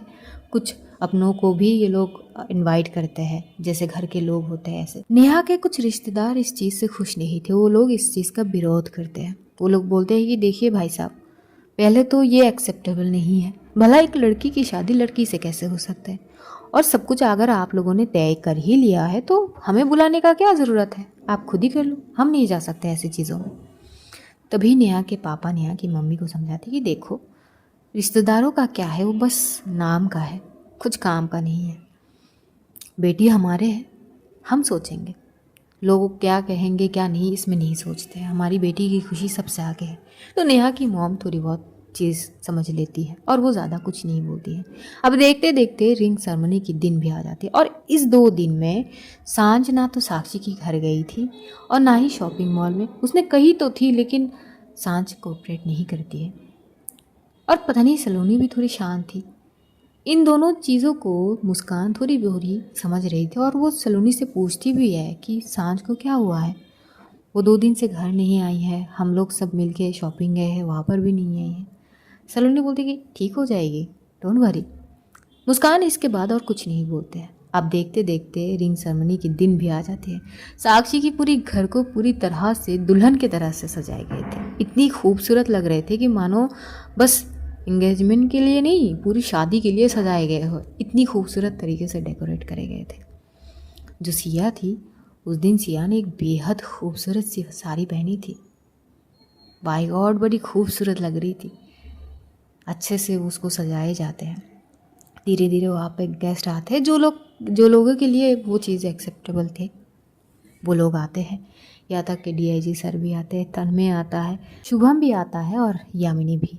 यामिनी साइड में देखती है मुस्कान और साक्षी को। दोनों काफ़ी प्यारे लग रहे थे इकट्ठे। वो जाती है साक्षी के पास और बोलती कि क्या बात है, बहुत अच्छे लग रहे हो दोनों। साक्षी थोड़ी सी हंसती बोलती कि हाँ हाँ क्यों नहीं, वाइफ के साथ मुझे अच्छी लगेगी। अच्छा तो सब ठीक है तुम दोनों में। तभी साक्षी तीखी स्माइल के साथ बोलती कि हाँ हाँ बिल्कुल ठीक है, और थैंक्स टू यू, तुम्हारे कारण जो ट्रीटमेंट मुझे मिली है ना, ज़िंदगी भर याद रखूँगी मैं। यामिनी थोड़ी सोच में पड़ जाती। तभी मुस्कान साक्षी के शोल्डर पे मारते हुए साइड पे चली जाती है। वो जाती है सलोनी के पास। सलोनी सांझ को बार बार कॉल लगा रही थी, सांझ अभी तक आई नहीं थी। तो बोलती कि क्या हुआ। कुछ नहीं, वो सांझ अभी तक नहीं आ रही है, मुहूर्त की पहले आनी चाहिए उसको, आ जाएगी। और तभी वहाँ पे सांझ अपनी पूरी परिवार के साथ आती है। सांझ ने एक गाउन पहनी थी जो कि भेजी थी सलोनी ने, रिक्वेस्ट करी थी कि तुम्हें यही पहन के आनी है।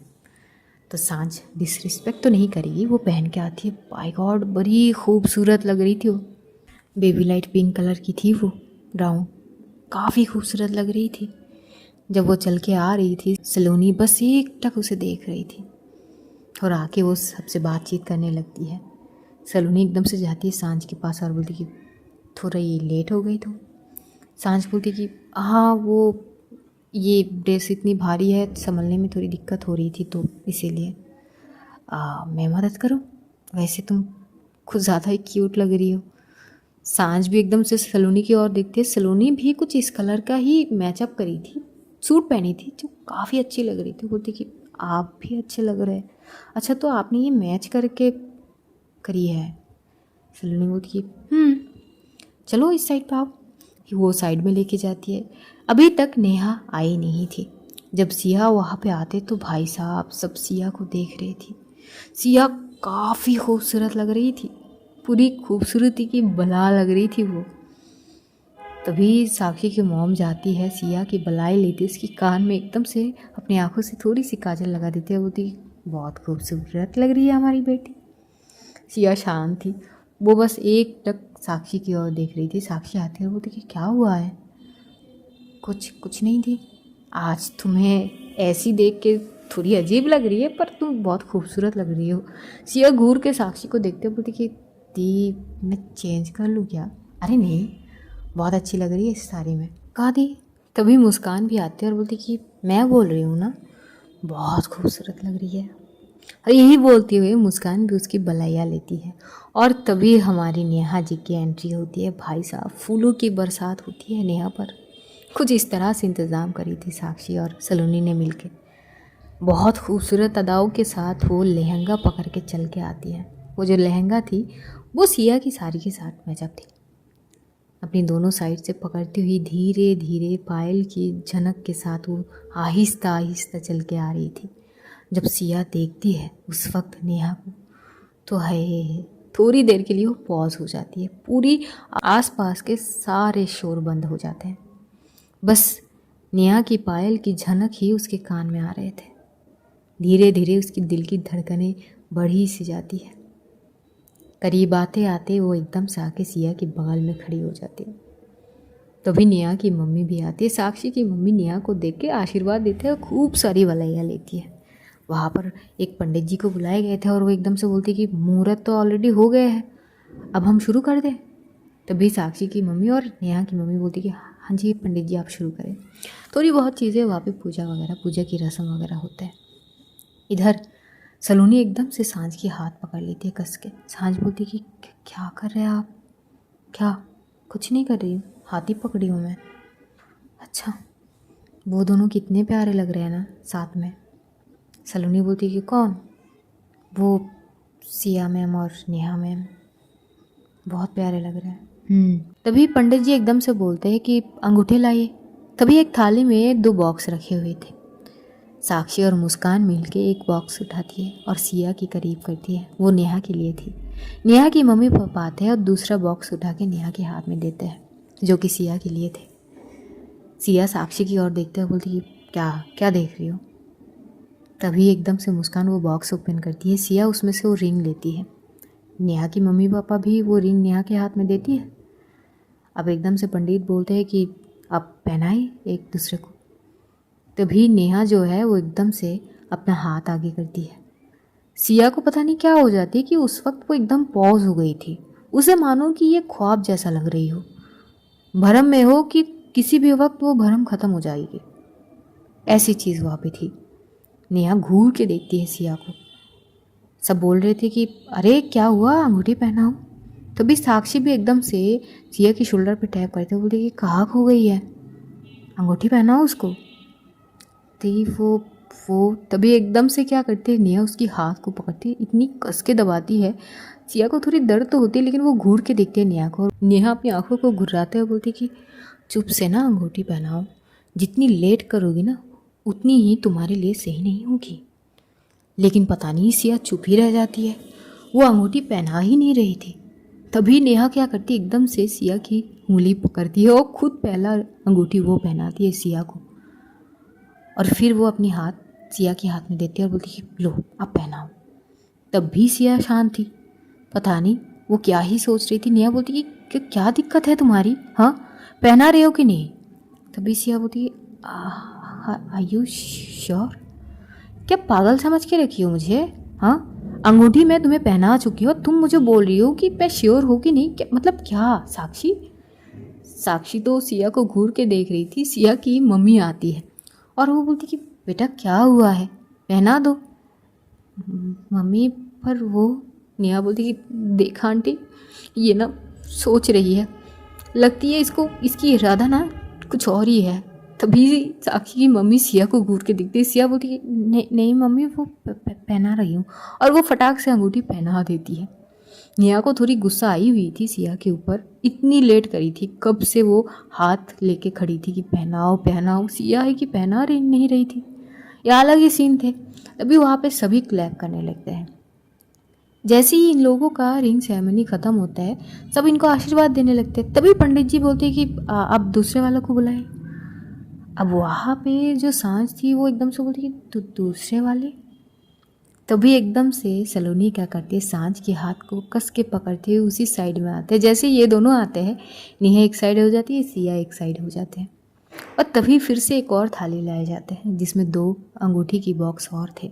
सांझ को कुछ समझ नहीं आ रही थी। वो देखती है उसकी खुद के मम्मी पापा एक बॉक्स लेके आए थे और उस थाली में रख दिए। वो अपनी मम्मी पापा को घूर के देख रहे थे कि क्या क्या है ये। दूसरी ओर से साक्षी की मम्मी पापा आते हैं सलोनी की तरफ से, और वो अंगूठी की बॉक्स रखती है। सांझ सलोनी की ओर दिखती है। तभी सलोनी क्या करती है, थोड़ी सी पीछे की तरफ जाती है, अपने घुटनों पर आके बैठती है। जो सांझ के लिए रिंग पसंद करी थी वो बॉक्स अपने हाथ में लेती है और बड़ी खूबसूरत तरीके से बोलती है कि तो सांझ, will you be my wife, will you marry me. जैसे ये बोलती है सांझ तो पूरी शॉक्ड। वो तुरंत अपनी मम्मी पापा की ओर देखती है तो उसके मम्मी पापा के जो फेस एक्सप्रेशन थे वो बिल्कुल नॉर्मल थे, बल्कि ऐसे थे कि वो बहुत खुश थे। तभी उसके पापा एकदम से बोलते हैं कि जवाब दो बेटा। तभी मुस्कान बोलती कि अरे बोलो सांझ, सलोनी जी कब से घुटनों पे बैठी हुई है, जवाब दो। सांझ की आंखों में एकदम से आंसू आने लगते, बोलती कि पर ये कैसे। सलोनी बोलती कि रोना नहीं है, करनी है शादी। तभी सांझ हंसते बोलती कि करनी है तो फिर एक्सेप्ट माई प्रपोजल ना। तो एकदम से वो बैठ जाती है और वो सलोनी को हक करती है। सब वहाँ पे बेहद खुश थे, तालियों की शोर गूंज रहे थे बस। तभी सलोनी उठती है और वो रिंग वो बड़ी प्यार से सांझ के हाथों में पहना देती है। सांझ भी दूसरे बॉक्स में जो उसके मम्मी पापा लाए थे वो सलोनी के हाथ पे पहना देते। सारे बड़े इनको आशीर्वाद देते। तभी सांझ एकदम से सलोनी के पास जब खड़ी थी तो पूछती कि ये कब हुआ और मम्मी पापा को कैसे मना लिया आपने। एक्चुअली आप थोड़ी सी फ्लैशबैक में आते हैं। ये उसी दिन की बात है जिस दिन सब नेहा के घर गए थे और आने के बाद सलोनी सबसे बातचीत कर रही थी। थोड़ी बहुत गंभीर सिचुएशन क्रिएट हो चुकी थी। ये वही सीन थी जहाँ पर सलोनी बोलती कि उसके परिवार में से तो कोई नहीं है साक्षी के अलावा। अब साक्षी की परिवार ही उसकी परिवार है। तो बताती है कि वो सांझ के परिवार से बात करना चाहती है, जिसके लिए हामी साक्षी की मम्मी पापा दे देती है। वो भी तो बेटी ही मानती है। साक्षी की पापा बोलती कि कोई बात नहीं, तुम फिक्र मत करो, तुम भी हमारी बेटी हो, हम है ना तुम्हारे साथ। तो उसी वे में वो सांझ की परिवार से बात कर लेती है साक्षी की मम्मी के पापा के साथ मिलकर। हालांकि पहले तो जो सांझ की परिवार है वो एकदम शॉक हो जाते हैं। उनको तो ये बात थोड़ी बहुत आभास भी नहीं थे। उनको मनाने में थोड़ी दिक्कत होती है पर मान जाते हैं। सलोनी की बर्ताव और सलोनी की थोड़ी बहुत पहचान तो है ही, तो मान जाते हैं। ज़्यादा दिक्कत नहीं होती उनको मनाने में। सांझ को मानो इतनी ज़ोरदार झटका लगती है, वो फिर से सलोनी को कस के गले लगा लेती है और बोलती कि बड़े पागल हो आप, ऐसे ऐसे चीज़ें करते हो, बतानी चाहिए ना। हाँ, और इसी वजह से तुम 2 दिन से मुझे इग्नोर कर रही हो, ठीक से बात नहीं कर रही हो, तुम मायूस रहती हो। बेबी, अगर तुम्हें लगती है कि तुम्हें भी वो मोमेंट जीनी है, तुम्हें भी वो मोमेंट महसूस करनी है, वो मोमेंट बनानी है, तो बोलनी चाहिए ना। पर मेरी चीज़ ऐसी है कि जब आप चीज़ों को सामने से रखोगी तभी मैं बोलूँ। मैं कोई दबाव नहीं डालना चाहती आप में, पागल हो क्या। ये दोनों एक दूसरे को हक करते हैं। सब वहाँ पे बहुत खुश थे। थोड़ी बहुत लाइट को ड्रीम करे जाते हैं, थोड़ी बहुत वहाँ पे क्यूट रोमांटिक मोमेंट बनाए जाते हैं, कपल डांस होते हैं। इधर सिया और नेहा थोड़ी करीब आते हैं। सिया अभी भी मानो कि वो ख्यालों में है। नेहा तो बस उससे बातें ही सुना रही थी। अब अंगूठी पहनाने में जो उसने ड्रामा करी थी सिया ने, उसका बदला तो ज़रूर लेगी। वो बस खरे खोटी सुना रही थी। हाँ, क्या इरादा थी तुम्हारी, ज़रा मुझे बताना। हाँ, डांस करते करते वो भी, एक बार वो दूर जा रही थी और एक बार करीब ला रही थी। तो बोलती कि हाँ हाँ बताओ, इरादा क्या थी। कुछ ही नहीं। अच्छा, क्या सोचे थे कि एंगेजमेंट नहीं करोगे मुझसे, मुझसे बच नहीं सकती हो तुम। ऐसा नहीं है। अच्छा तो कैसा है। कुछ ही नहीं, बस ये लोग डांस कर रहे थे, अब सबके सामने थोड़ी ना झगड़ सकते हैं। उधर साक्षी और मुस्कान, ये दोनों तो अलग ही थे भाई साहब। पूरी समा में ये दोनों अलग ही ढा रहे थे चमक अपना। साक्षी की बाहों में मुस्कान थी, हाथों में हाथ, ये लोग कपल डांस कर रहे थे। सब बहुत खुश थे। नेहा की परिवार, साक्षी की मम्मी पापा, उधर सांझ की परिवार, दूर से ही सब इनको आशीर्वाद वगैरह दे रहे थे।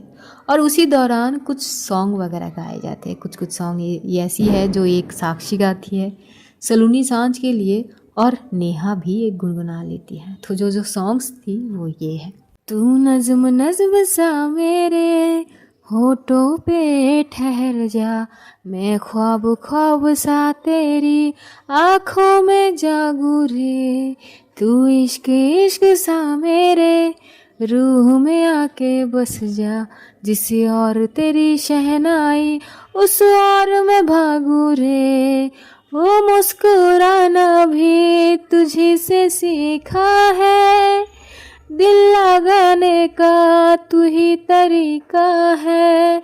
एतबार भी तुझी से होता है, आऊँ ना होश में मैं कभी।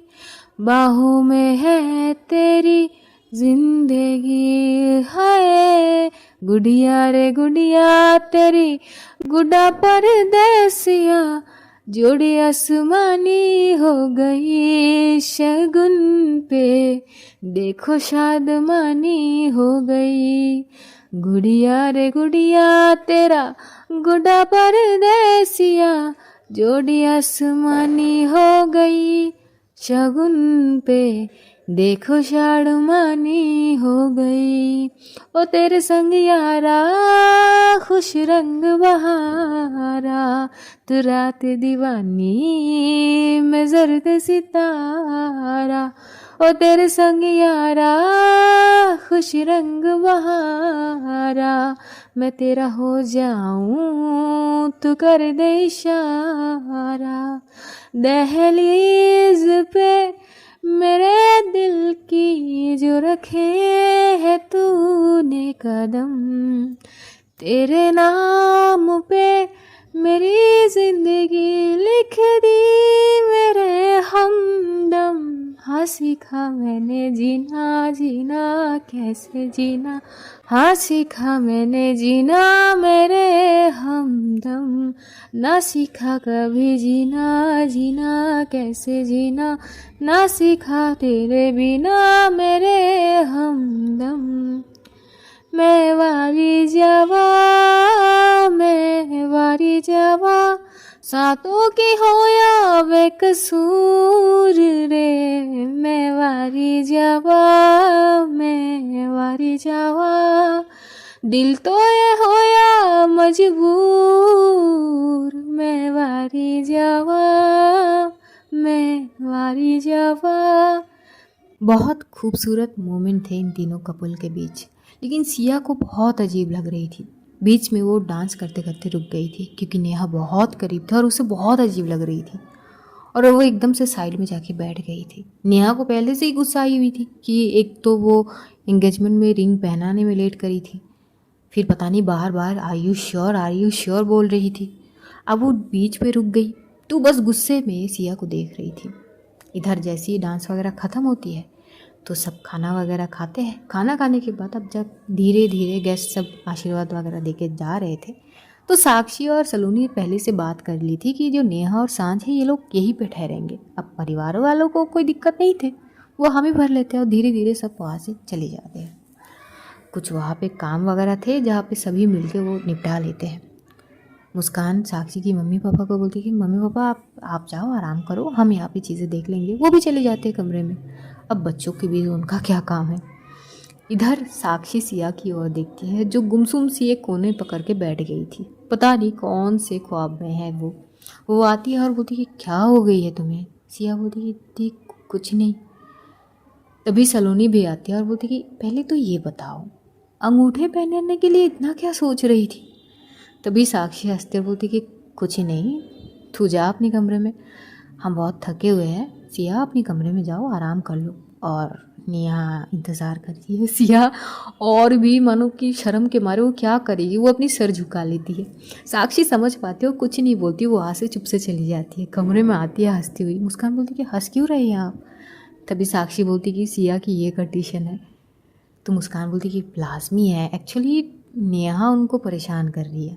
साक्षी बोलती कि पता है, पता नहीं वो चीज़ों को समझ पाएगी या नहीं, बड़ी अजीब कश्मकश है, ठीक हो जाएगी, फिक्र मत करें।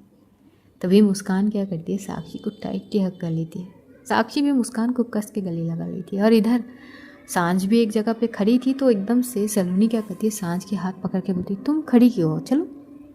वो कमरे में लेके जाती है। जैसे ही कमरे में जाती है, पहले तो कमरा इतना अंधेरा थी, तभी सांझ बोलती कि कितनी अंधेरा, पहले अंदर आओ। जैसे जैसे दरवाज़ा ओपन करती है, फिर लॉक भी कर लेती है, फिर जैसी लाइट ओपन करती है, लाइट ऑन करती है, तो भाई साहब सांझ की आंखें फटी की फटी रह जाती। इतनी खूबसूरत तरीके से वो कमरा डेकोरेट करे गए थे। वो एक लाइन बनाई गई थी सीधा दरवाजे के बाहर से लेकर बेड के साइड तक चल के आने के लिए। सांझ एकदम से सलोनी की ओर देखते, सलोनी बोलती कि क्या अच्छी नहीं लगी। नहीं, बहुत अच्छी है। वो फूलों की पंखुड़ियों से चलती हुई बेड तक आती है। जैसी बेड तक आती है, तभी सलोनी उसके पास आती है, उसको टाइटली हक करती है, उसके फॉरहेड पे किस करती है। सांझ भी उसे कस के गले लगा लेती है। बोलती है I love you so much. Saloni हंसते बोलती कि मैं भी करती हूँ, ऐसा नहीं है कि मैं नहीं करती हूँ, और ऐसा भी नहीं है कि मैं तुम्हारी आंखों की भाषा को नहीं समझती हूँ। मुझे पता है कि तुम्हें भी हमारे रिश्तों को एक कदम आगे बढ़ाने की चाहत है। जिस दिन सिया और नेहा की बात हुई थी, तुम भी यही चाह रही थी कि हमारी भी बात हो, बस तुम बोल नहीं पाती हो। सांझ बोलती कि यही तो आप समझ लेना, यही काफ़ी है। और ये दोनों बस चुप से एक दूसरे को हक करे हुए थे। तभी सांझ थोड़ी सी पीछे होती है। बहुत प्यार आ रही थी उसे सलोनी पर, तो थोड़ी सी अपनी सर को ऊपर की तरफ करती, क्योंकि हाइट के चीज़ों में सलोनी की हाइट थोड़ी सी ज़्यादा थी। सलोनी समझ जाती है सांझ क्या करना चाहती है, तो वो थोड़ी सी नीचे की तरफ होती है, तो सांझ उसे बड़ी शिद्दत से किस करना स्टार्ट करती है। इन दोनों की चीज़ें तो अलग ही है।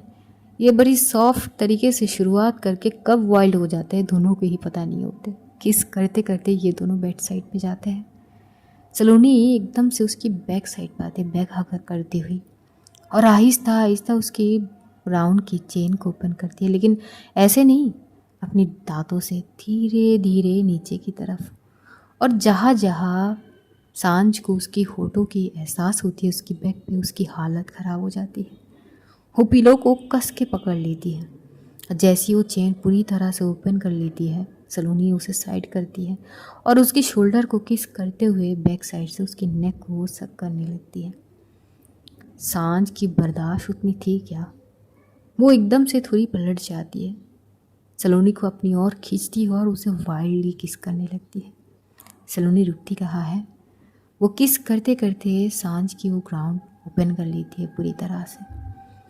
फिर वो नेक पे जाती है, वहाँ पे किस करती है, नेक बोन को थोड़ी सी सक करते हुए थोड़ी नीचे आती है, वहाँ पे बाइट करती है। वो जो पहनी हुई थी ब्रा, उसकी हुक आहिस्ता आहिस्ता अपने हाथों से ओपन करती हुई धीरे धीरे नीचे बढ़ रही थी।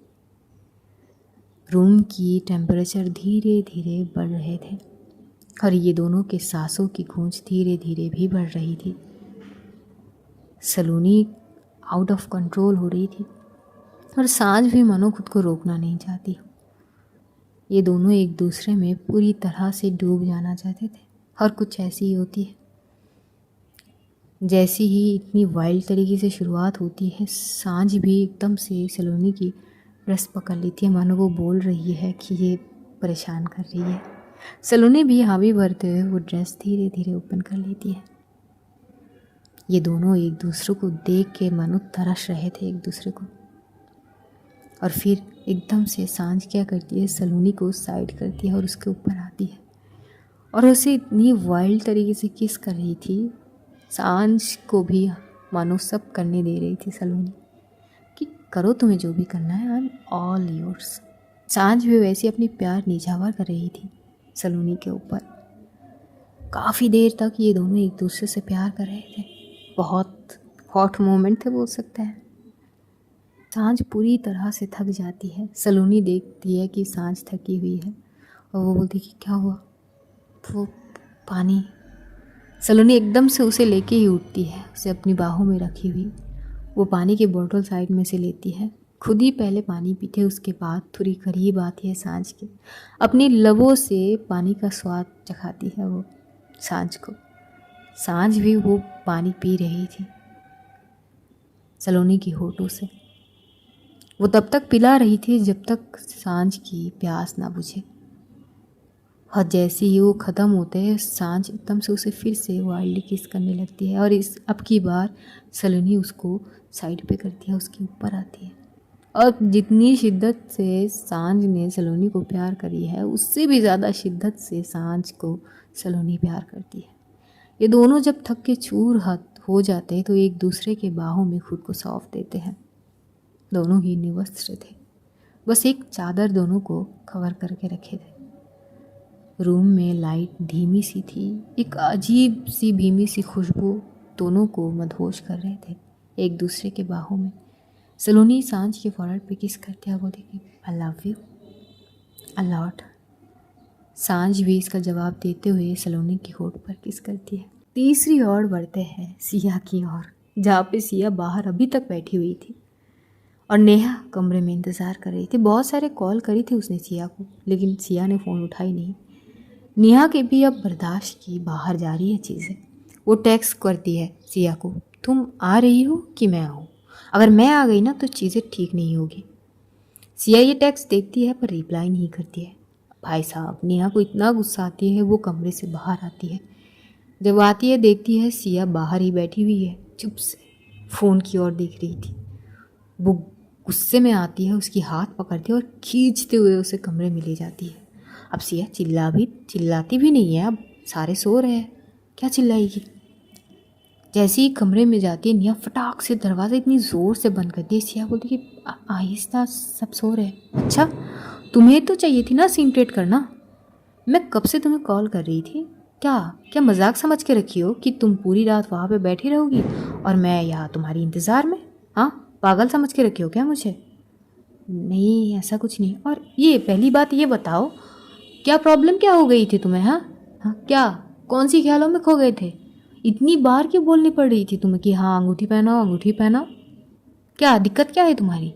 नहीं करनी थी तुम्हें? हाँ नहीं, मैंने ऐसा नहीं कही। डॉक्टर ने आप कुछ ज़्यादा ही सोच रही है। अच्छा, तो क्या सोचनी चाहिए फिर मुझे? हाँ, अरे पर एकदम से सारी चीज़ें हो रहे थे, मतलब आपने मुझसे बात तक नहीं करी, बिना बात करे इतनी सारी चीज़ों का होना, मुझे थोड़ी सी वक्त लगी। किस चीज़ की वक्त लगी तुम्हें? नेहा देखिए, आप अभी भी चीज़ों को समझ नहीं पा रही है। अच्छा, नेहा अपनी दोनों हाथ को फोल्ड करके खड़ी हो जाती है। अच्छा ठीक है, समझाओ, मैं समझने के लिए तैयार हूँ। सिया चुप हो जाती है। नेहा बोलती कि क्या हुआ, समझाओ। तुम तो बोल रही हो ना कि मैं अभी भी कुछ चीज़ें नहीं समझ रही हूँ, तो चलो ठीक है, समझते हैं तुम्हारी हिसाब से, समझाओ मुझे, क्या नहीं समझी मैं? डॉक्टर नेहा देखिए, बात को समझने की कोशिश करिए। सिया भारद्वाज कपूर, मैं समझने के लिए पूरी तैयार हूँ, तुम समझाओ तो सही। अरे पर क्या समझाऊँ मैं? एकदम से सारी चीज़ें हो रही है, मैं खुद समझ नहीं पा रही हूँ। आप मतलब चाहती भी हो या नहीं? तभी नेहा बोलती कि क्या ये रिंग सेरेमनी, मतलब हम दोनों में अभी भी प्रॉपर बात नहीं हुई है इस बारे में, बिना बात के सारी चीज़ हो गई है, तो ये थोड़ी डिफरेंट नहीं है आपके हिसाब से? अच्छा, तो तुम्हें क्या लगती है कि मैं कंफर्म नहीं हूँ तुम्हें लेके? मुझे कैसे पता चलेगी? आपने अभी तक अपनी मन की बात कही ही नहीं है, तो मुझे कैसे पता लगेगी? हाँ, मैं अंतर्यामी तो हूँ नहीं कि आपके मन की बात जान लूँ। तभी नेहा एकदम से इतनी करीब आती है सिया की सिया पीछे जाने लगती है। नेहा एकदम से उसको खींचती है और अपनी ओर करते हुए बोलती है, क्या कहाँ जा रही हो पीछे? क्या क्या क्या कर रही है आप? नहीं, तुम्हें कंफर्मेशन चाहिए ना मुझसे, कंफर्मेशन दे रही हूँ। देखिए डॉक्टर नेहा, ये सही नहीं है। क्यों? Doctor Neha, keep distance please. आप पता नहीं आप क्या सोच रही। क्यों? तुम्हारी और मेरे बीच में डिस्टेंस का क्या काम है? ये अंगूठी, वो उसकी रिंग को पॉइंट करके बोलती है, ये अंगूठी मेरी ही है, मैंने ही पहनाई है। I am your fiance. भूल गई हूँ? यादाश्त कमज़ोर हो गई क्या इतनी जल्दी? तभी सिया पीछे जाने लगता है, बोलती कि पता नहीं आप क्या सोचने लगती है। और तभी नेहा उसको फिर से अपनी करीब करती है और करीब करते हुए एकदम से आगे बढ़ रही थी। सिया एकदम से साइड पे जाती है, जाते जाते दरवाजे के साथ लग जाती है। नेहा दोनों हाथ से सिया को कवर कर लेती है और बोलती कि कंफर्मेशन चाहिए ना। सिया एक टक नेहा की आंखों में देख रही थी, बोलती कि देखिए नेहा, डॉक्टर नेहा, आपको पता भी है आप क्या करने की कोशिश कर रहे हैं, और ये जो आपने करी है ना, इसका मतलब भी पता है आपको? नेहा बोलती कि क्या? अंगूठी पहनाई ना, मैंने तुम्हें खुद के लिए चुनी है, इसका और क्या मतलब हो सकती है? अरे आप, हमेशा मजाक नहीं होती है, मैं सीरियस हूँ। तभी नेहा बोलती मैं भी सीरियस हूँ। हाँ तो आपने अभी तक बात करी ही नहीं है मुझसे। अच्छा तो तुम्हें, मैं तो वही बोल रही हूँ ना, कंफर्मेशन ही करनी है ना। हाँ तो करिए बातचीत, मैं सीधा कंफर्म कर देती हूँ तुम। और यही बोलते हुए नेहा एकदम से उसकी बालों को पकड़ती है पीछे की साइड से, अपनी ओर करती है और सीधा उसकी होठों में अपनी होठ रखती है। सिया शॉक्ड, उसकी आंखें खुली की खुली ही रहती है। नेहा बड़ी डीपली सिया को किस करने लगती है। कुछ देर तक सिया मानो कि सुन पर की है, वो उसकी शरीर में जान बची नहीं, वो बस स्टैचू बन गई है। इतनी डीपली नेहा उसे किस कर रही थी। नेहा के दिल की धड़कनें उस वक्त भी काफ़ी तेज थे, बड़ी डीपली उसे किस कर रही थी, उसकी अपर लिप को स्मूच करते हुए उसकी लोअर लिप को, और फिर टंग से टंग को छूना, और फिर लाजमी तरीके से सिया की लोअर लिप पे बाइट करते हुए नेहा पीछे होती है, अपनी बंद आँखों को धीरे धीरे ओपन करती है। सिया की आंखें तब भी खुली हुई थी, जैसे कि वो बड़ी शॉक्ड है। सिया की दिल की धड़कनें कुछ और बोल रहे थे, नेहा की दिल की धड़कनें भी काफ़ी तेज़ी से धड़क रहे थे। तभी नेहा पीछे होकर बोलती कि और भी कुछ चाहिए? हाँ, ये कंफर्मेशन नहीं है या और भी अच्छे से तुम्हें जानना है?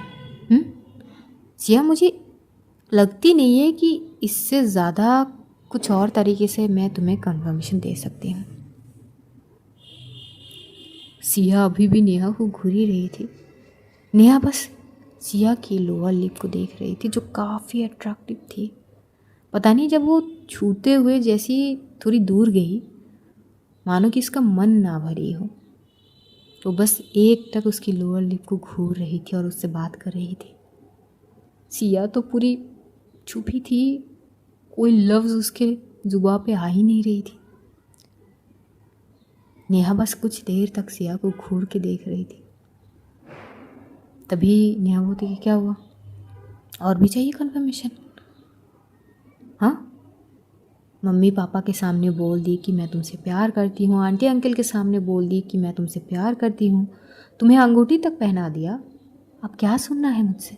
हाँ। और यही बोलते हुए नेहा खुद को कंट्रोल कर ही नहीं पाती, वो फिर से जाती है सिया के करीब, उसकी कमर को कस के पकड़ती हुई अपनी करीब करती है और फिर एक हाथ से उसकी बैक को ग्रैब करते हुए अपनी करीब से उसको किस करने लगती है, बड़ी वाइल्डली और पैशनेट भी। वो किस इतनी मधुशियत थी कि कुछ देर में सिया की आंखें अपने आप ही बंद हो जाती है। सिया मानो कि वो किसी की आगोश में है, खुद के वश में नहीं है वो।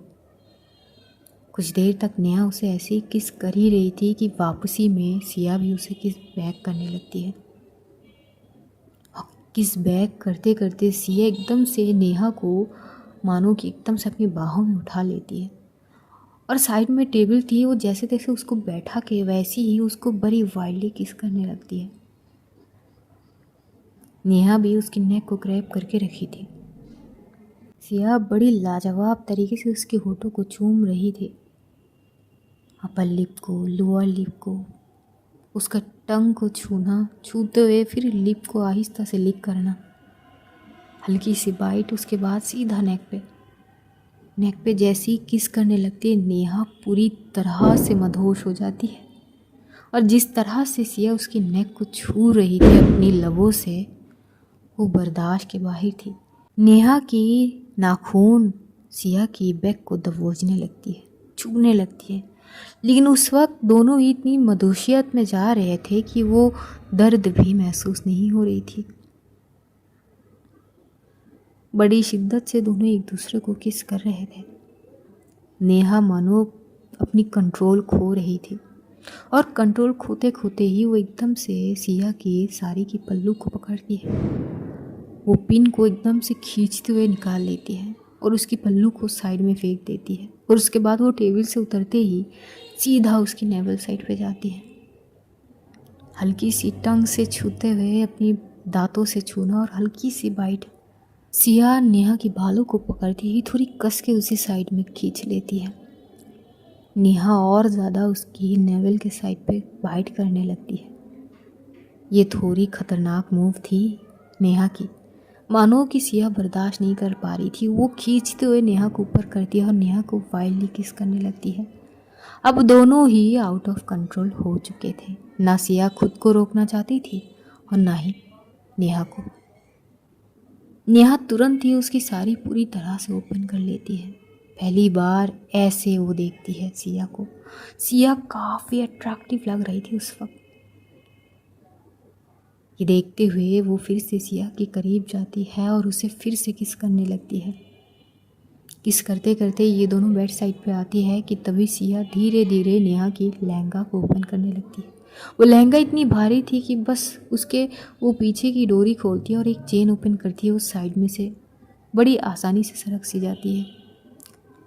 नीचे की साइड का भी काफ़ी हॉट नेहा भी थी।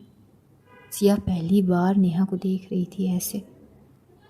थोड़ी देर तो वो ऐसे देखती है, अगली पल वो सर झुका लेती है। नेहा बड़ी प्यार से सिया के पास आती है, उसकी लैप में बैठती है और उसकी सर को थोड़ी सी ऊपर करते ही बड़ी डीपली उसे किस करने लगती है और सिया की हाथों को अपनी चेस्ट पे रखती है और हल्की सी आवाज़ में कहती है प्रेस इट हार्डली। बस सिया आगे और कुछ नहीं सोचती है, जैसे फ्लो है वैसे ही वो खुद को बहा देती है। ये दोनों काफ़ी वाइल्डली एक दूसरे को प्यार करने लगते हैं, बहुत वाइल्डली। थोड़ी देर में दोनों के कपड़े थोड़ी थोड़ी साइड में आके गिरने लगते हैं। नेहा कुछ ज़्यादा ही वाइल्ड थी। सिया शॉक थी नेहा को इस रूप में देख के। वो थकने की नाम ही नहीं ले रही थी। सिया पूरी थक जाती है लेकिन नेहा थक नहीं रही थी। तभी एकदम से सिया बोलती कि आराम से, क्या हो गया आपको? तभी नेहा एकदम से आती है, बड़ी वाइल्ड तरीके से उसकी लोअर लिप पे बाइट करती है। बोलती कि क्यों, तुम थक गई क्या? हाँ, इतनी जल्दी? क्या मुझे ऐसे संभाल पाओगी? ये बात जैसे ही बोलती है तभी सिया क्या करती है, उसे साइड में लाती है, उसके ऊपर आते है, बोलती है कि चुनौती दे रही है आप मुझे, वही समझ लो। और अब की बार जो सिया स्टार्ट होती है, भाई साहब ये दोनों के रोमांस ख़त्म होने के नाम ले ही नहीं रहे थे। पूरी तरह से एक दूसरे में बस डूबना ही चाहते थे ये दोनों। एक प्रॉपर इंटीमेशन इन दोनों के बीच हो जाती है आखिरकार, जो बड़ी खूबसूरत मोमेंट है इन दोनों के। और जब आखिर में नेहा भी थक जाती है तो एकदम से वो पूरी तरह से खुद को सिया की बाहों में सौंप देती है। सिया उसको कस के गले लगाती हुए बोलती है कि क्या हुआ? नेहा बस बोलती है कि चुप रहो। और ऐसे ही ये दोनों कुछ देर तक ऐसे ही रहती है। अगली पल नेहा थोड़ी सी ऊपर की साइड में आती है, सिया की ओर देखती है और बोलती है कि तुम खुद पागल हो, खुद के साथ साथ मुझे भी पागल कर दिया। और यही बोलते हुए उसकी होठों को चूम लेती है। सिया भी नेहा की फोरहेड पे किस करती है। पता नहीं सिया की आंखों में आंसू थे और वो उसकी फोरहेड पे किस करते हुए बोलती कि मैं आपसे बहुत प्यार करती हूँ। नेहा अपनी आंखों को खोलते ही देखती है कि सिया की आंखों में आंसू है, तो वो आंसू को पोंछ लेती है और फिर से उसे कस के गले लगा लेती है। बोलती कि हलाफिट हूँ, मैं थोड़ी बददिमाग हूँ, ना समझ इंसान, थोड़ा लेट समझी, पर जितनी भी समझी ये समझ आई कि मैं भी तुमसे प्यार करती हूँ और तुमसे बेहतर इंसान मेरे लिए शायद नहीं है इस दुनिया में। जैसी ही सिया यही सुनती है उसे और कस के गले लगा लेती है। और हमारे मेन कपल, इन दोनों के बीच कुछ नहीं होते है, ये दोनों बस बैल्कनी के साइड पे खड़े थे, चांद को एक टक देख रहे थे।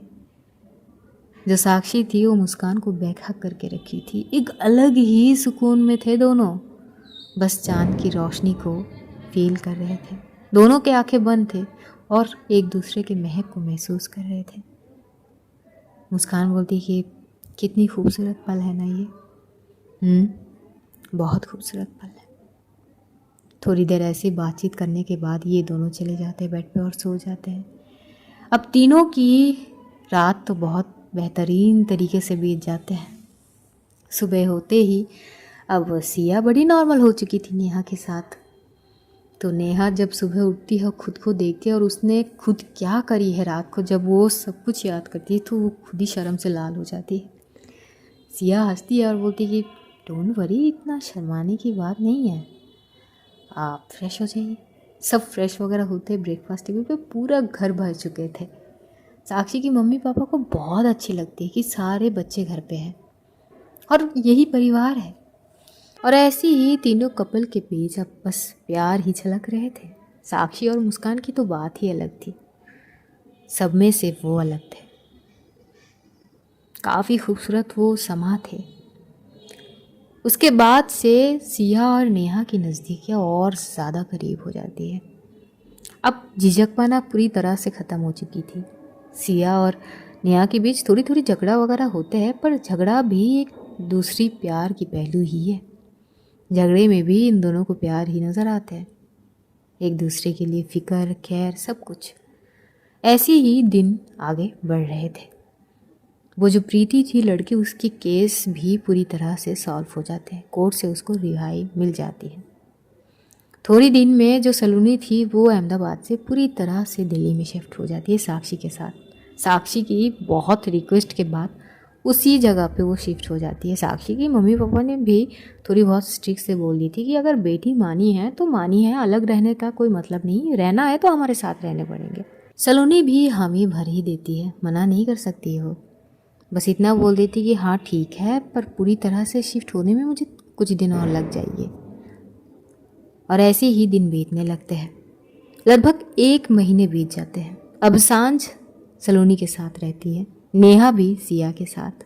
और इस 1 महीने में बहुत कुछ चेंज हो चुके थे। घर का माहौल, सबके रिश्ते थोड़ी बहुत निखर के आने लगे थे, बहुत खूबसूरत तरीके से।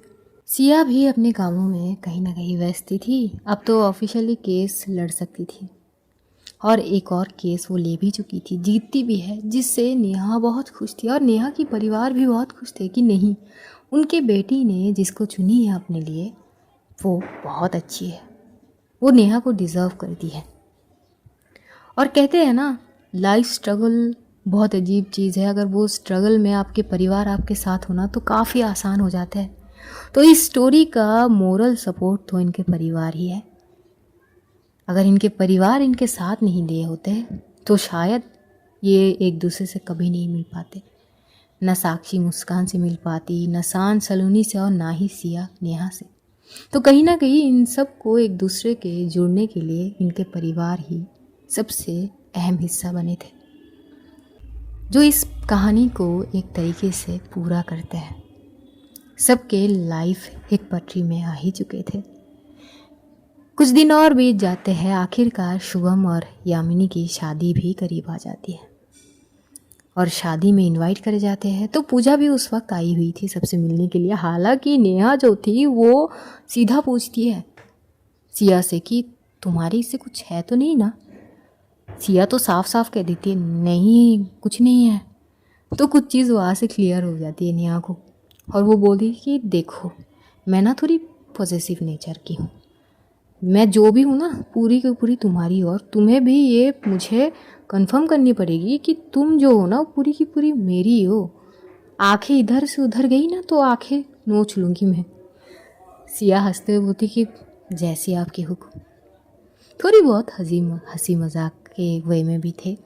अब जो मुस्कान और पूजा थी वो लोग थोड़ी एक अपनी ऑफिस की चीज़ें वहाँ पे भी स्टार्ट कर देती है, क्योंकि लंदन आके फिर इंडिया जाके चीज़ों को करना थोड़ी बहुत दिक्कत होगी, इसीलिए आसान करने के लिए वो वहाँ पर एक ऑफ़िस खोल लेती है अपनी। मुस्कान अपनी ऑफिस के साथ साथ पूरी घर भी संभालती है बहुत अच्छी से, और इसमें सब उसका साथ देते हैं, सांझ, सिया, नेहा, सलोनी, सब। और ऐसे ही लड़ते झगड़ते मस्ती मजाक प्यार भरी पलों में ये लोग जी रहे थे। धीरे धीरे वक्त बीत रहे थे, कभी रूठना, कभी मनाना, कभी गुस्सा, कभी प्यार, सब अंदाज में ये लोग ढा रहे थे। पूरे परिवार के साथ खुशी के पल ये लोग बिता रहे थे। और आज ये कहानी अंत से ही आरंभ है, सीज़न 2 का समाप्त होती है। फिर से आरंभ होगी एक नई कहानी से, नई किरदार, नए अंदाज, नए थ्योरी और एक नया पड़ाव, नई आरंभ की शुरुआत। तब तक के लिए अपना ध्यान रखिए, अपनों का ध्यान रखिए, ढेर सारा प्यार बांटिए, खुश रहिए, खुशियाँ बांटिए। Love you all guys, see you soon. बहुत जल्द फिर मुलाकात होगी। ईद मुबारक guys, take care all, Tata.